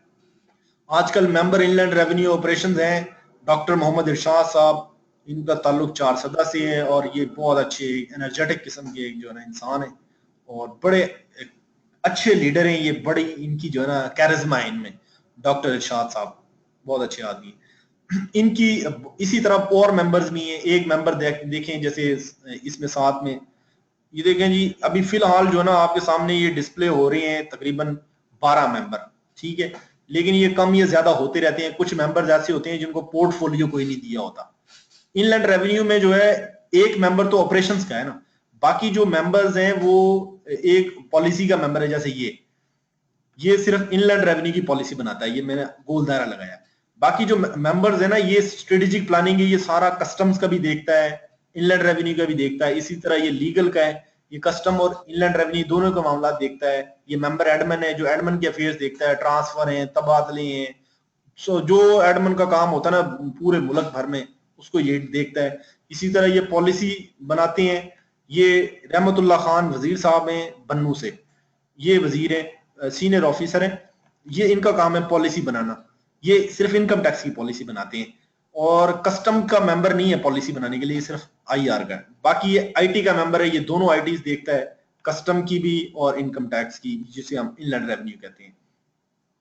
इसी तरह ये भी हैं मेंबर इन्फोर्समेंट के हैं, फेट है, टैक्स पेयर ऑडिट है, मेंबर इंटरनल ऑडिट है, ठीक है, ये सारे मेंबर्स हैं। इसके साथ डीजीज हैं। इन मेंबर्स का काम है चेयरमैन को असिस्ट करना, ठीक है, चेयरमैन की परफॉर्मेंस ऑफ ड्यूटीज जो है उनमें उसकी मदद करना, ठीक है। और इनकी जैसे जैसे एफबीआर के जैसे फंक्शंस हैं उस हिसाब से ये मेंबर्स करते हैं। ये पहला जो फेट है ये शायद एमसीक्यूज आ भी जाए कभी, ये है facilitation and tax payer education, इसका मतलब है, हम आपको लिख के भी दे देंगे। मेंबर फेट है, ये टैक्स पेयर्स की एजुकेशन या फैसिलिटेशन को डील करता है। इन्फोर्समेंट वाला जो वो देखता है टैक्सेस सही इकट्ठे हो रहे हैं। नीचे ऑडिट वाला देखता है कि टैक्स पेयर का ऑडिट सही हो रहा है। एक इंटरनल ऑडिट है, जो ऑडिट हम करते हैं उसको देख रहा होता है। फिर एक एचआरएम का ह्यूमन रिसोर्स मैनेजमेंट से रिप्रेजेंट करता है। ये ऑर्गेनोग्राम है, ये पूरी ऑर्गेनाइजेशन है, ये बोर्ड का ऑर्गेनोग्राम है जो इस्लामाबाद में बैठा हुआ है, ये वो बोर्ड है। एफबीआर है जो इस्लामाबाद में हेडक्वार्टर है। फील्ड फॉर्मेशन जो है वो अलग होगी, वो इसमें शामिल नहीं है, आल्दो वो बोर्ड के अंडर होती है, लेकिन वो बोर्ड से अलग होती है। अंडर जरूर है लेकिन बोर्ड से अलग है, वो भी मैं आपको दिखा देता हूं।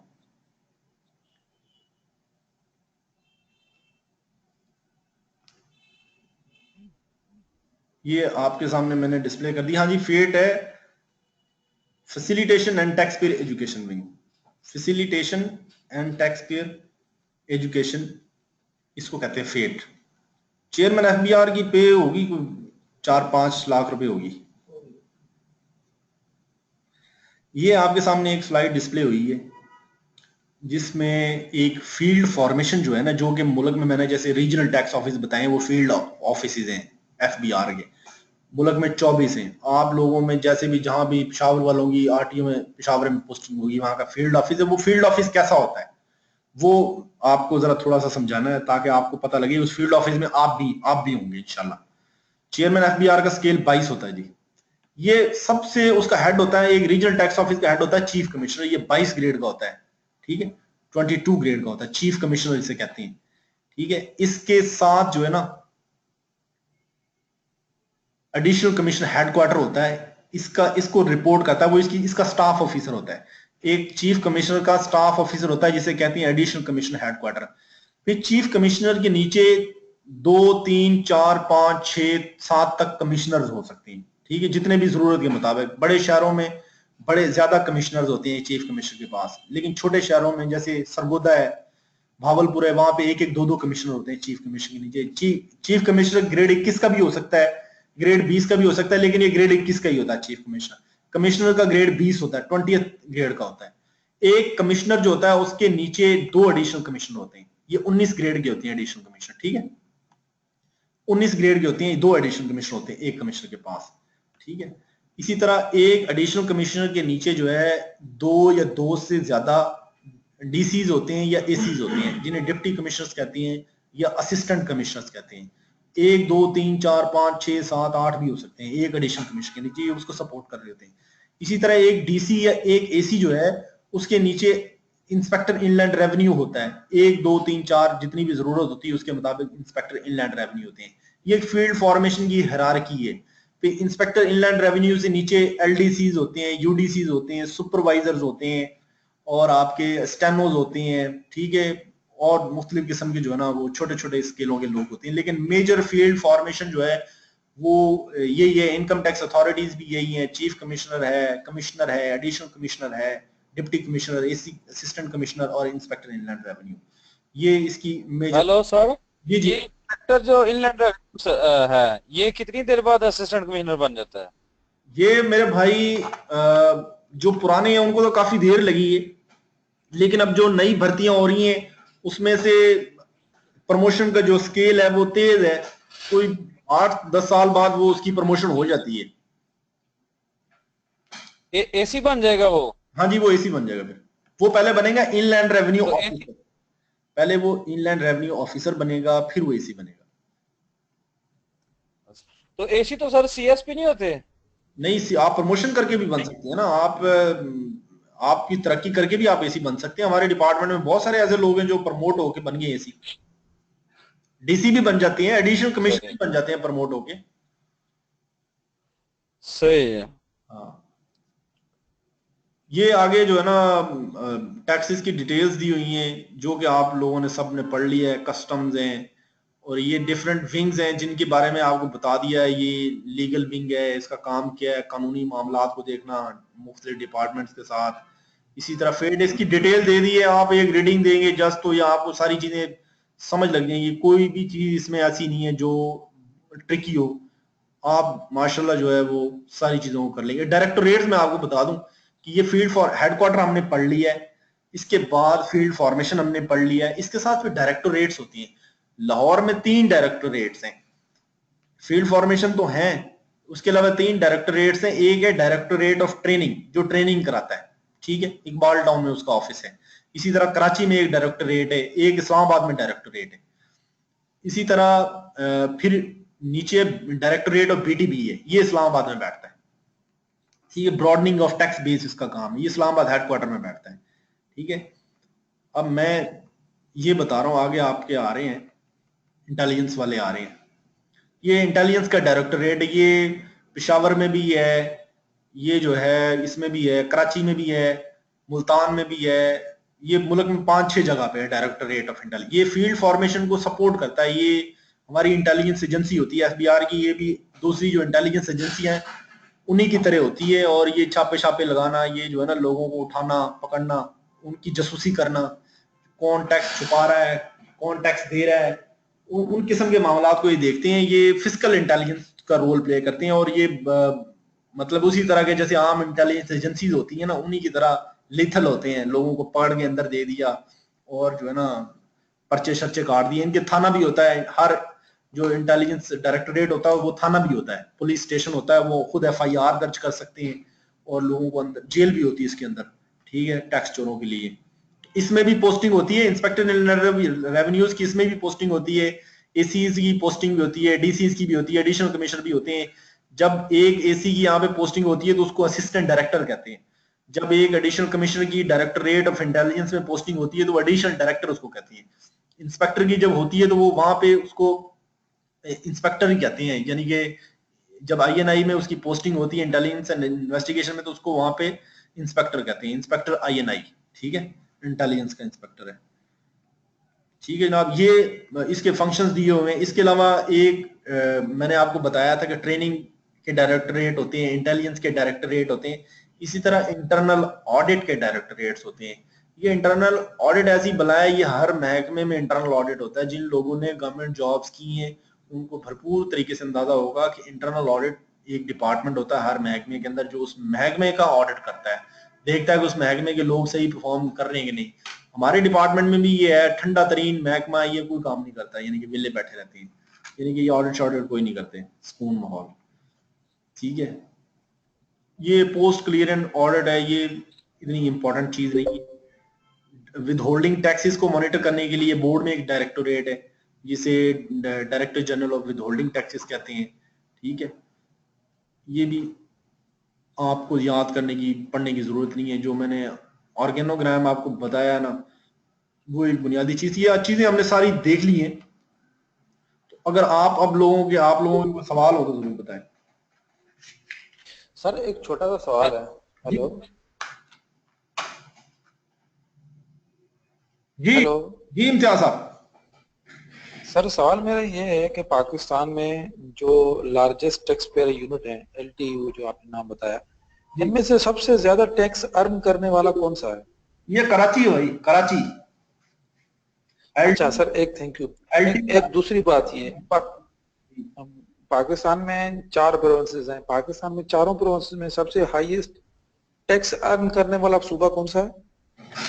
पाकिस्तान में टैक्स अर्न करने वाला नहीं है, बल्कि टैक्स कलेक्शन। असल में ना ये थोड़ी सी कंफ्यूजन होती है। Sorry sir, collection. ये थोड़ी सी ना कंफ्यूजन होती है इस हिसाब से कि मुल्क में ना लोग बहस करते हैं ना, जब दो सूबों के लोग बैठ जाए ना, वो कहते हैं जनाब के, खासतौर पर पंजाब और सिंध के जब बैठते हैं वो आपस में बहस करते हैं, वो कहते हैं एग्जैक्टली वो कहते हैं मैं आपकी तरफ वो कराची से आ रहा है रेवेन्यू। पता है क्या चीज है? एक चीज है वो पेशावर में तैयार हुई है, ठीक है, वो मुल्क या पेशावर में वो आ रही है। एक चीज है जो पेशावर में बैठा हुआ बंदा इंपोर्ट कर रहा है, लेकिन वो कराची एंटर हुई, कराची में ड्यूटी कलेक्ट होगी ना, तो आप उसे अगर ये नाम देना चाहिए कि कराची ने कलेक्ट की, भाई वो तो पेशावर का टैक्स पेयर है, उसका टैक्स है, वो कलेक्ट वहां पे हुआ है। टैक्स कलेक्शन जो है ना, उसके हिसाब से आप देखें तो कराची वो एक तरफ है, पूरा मुल्क एक तरफ है। यानी कि कराची जो है वो टैक्स कलेक्शन को अगर देखें तो एक तरफ है, पूरा मुल्क एक तरफ है, इतनी कलेक्शन होती है। वहां पे 5 ऑफिस हैं कराची में, FBR के 5 बड़े ऑफिस हैं, 3 रीजनल टैक्स ऑफिस हैं, 2 LTUs हैं। ठीक है, वहां तो बहुत ज्यादा टैक्स कलेक्शन होती है। बाकी मुल्क में क्योंकि पोर्ट्स है ना, जिन शहरों में पोर्ट्स होते हैं ना, इंडिया में भी यही है। इंडिया में आप, दिल्ली बड़ा शहर है सबसे, इंडिया का सबसे बड़ा दिल्ली शहर है, जहां पे बहुत ज्यादा वो बिजनेसेस हैं। इसके अलावा IT की इंडस्ट्री बेंगलुरु में है और गुड़गांव में है, वहां पे बहुत ज्यादा बिजनेसेस हैं। लेकिन टैक्स कलेक्शन बॉम्बे में ज्यादा होती है क्योंकि वो पोर्ट सिटी है। इसी तरह बांग्लादेश में देख लें, शहर ढाका बड़ा है, सबसे इंडस्ट्री वहां पे ज्यादा, लेकिन टैक्स कलेक्शन जो है वो चिटागंग वगैरह में ज्यादा होती है, जहां पे वो पोर्ट सिटीज हैं। पोर्ट सिटीज जहां पे भी होते हैं, आप देख लें इसको, न्यूयॉर्क को देख लें। न्यूयॉर्क जो है वो छोटा शहर है, लेकिन एक वहां पे पोर्ट सिटी है। और आप उसके बनिस्बत देख लें, ये हार्वर्ड वगैरह, ये इतने मशहूर नाम है, लेकिन इनका टैक्स कम होता है क्योंकि कलेक्शन वहां पे हो रही थी। टैक्स कलेक्शन के, कराची वैसे भी बहुत बड़ा है कि पूरे मुल्क में कराची जो है बहुत बड़ा शहर है, जहां पे बहुत ज्यादा बिजनेस है। और हमारे मुल्क अगर अच्छे तरीके से कराची चल रहा हो ना, तो आप ये समझ लें कि पाकिस्तान जैसा अब है ना, इसे डबल हो जाएगा। इतना पोटेंशियल है कराची में, इतना बड़ा शहर है, इतने बिजनेसेस हैं। अगर वहां पे सुकून हो, अमन हो, वहां पे इतना रोजगार है, पूरे मुल्क को रोजगार मिल सकता है। बदकिस्मती है, लड़ाई झगड़े होते हैं और वहां पे जो है ना 20-25 साल से हालात खराब है। वरना कराची तो लोग जो है वो कमाने जाते थे, ठीक है ना, पैसा कमाने, मजदूरी। शुक्र है अभी अल्हम्दुलिल्लाह हालात कराची के बहुत अच्छे हैं और अभी शांति है बहुत। अभी इम्तियाज साहब किस एरिया में रहते हैं आप? सर मैं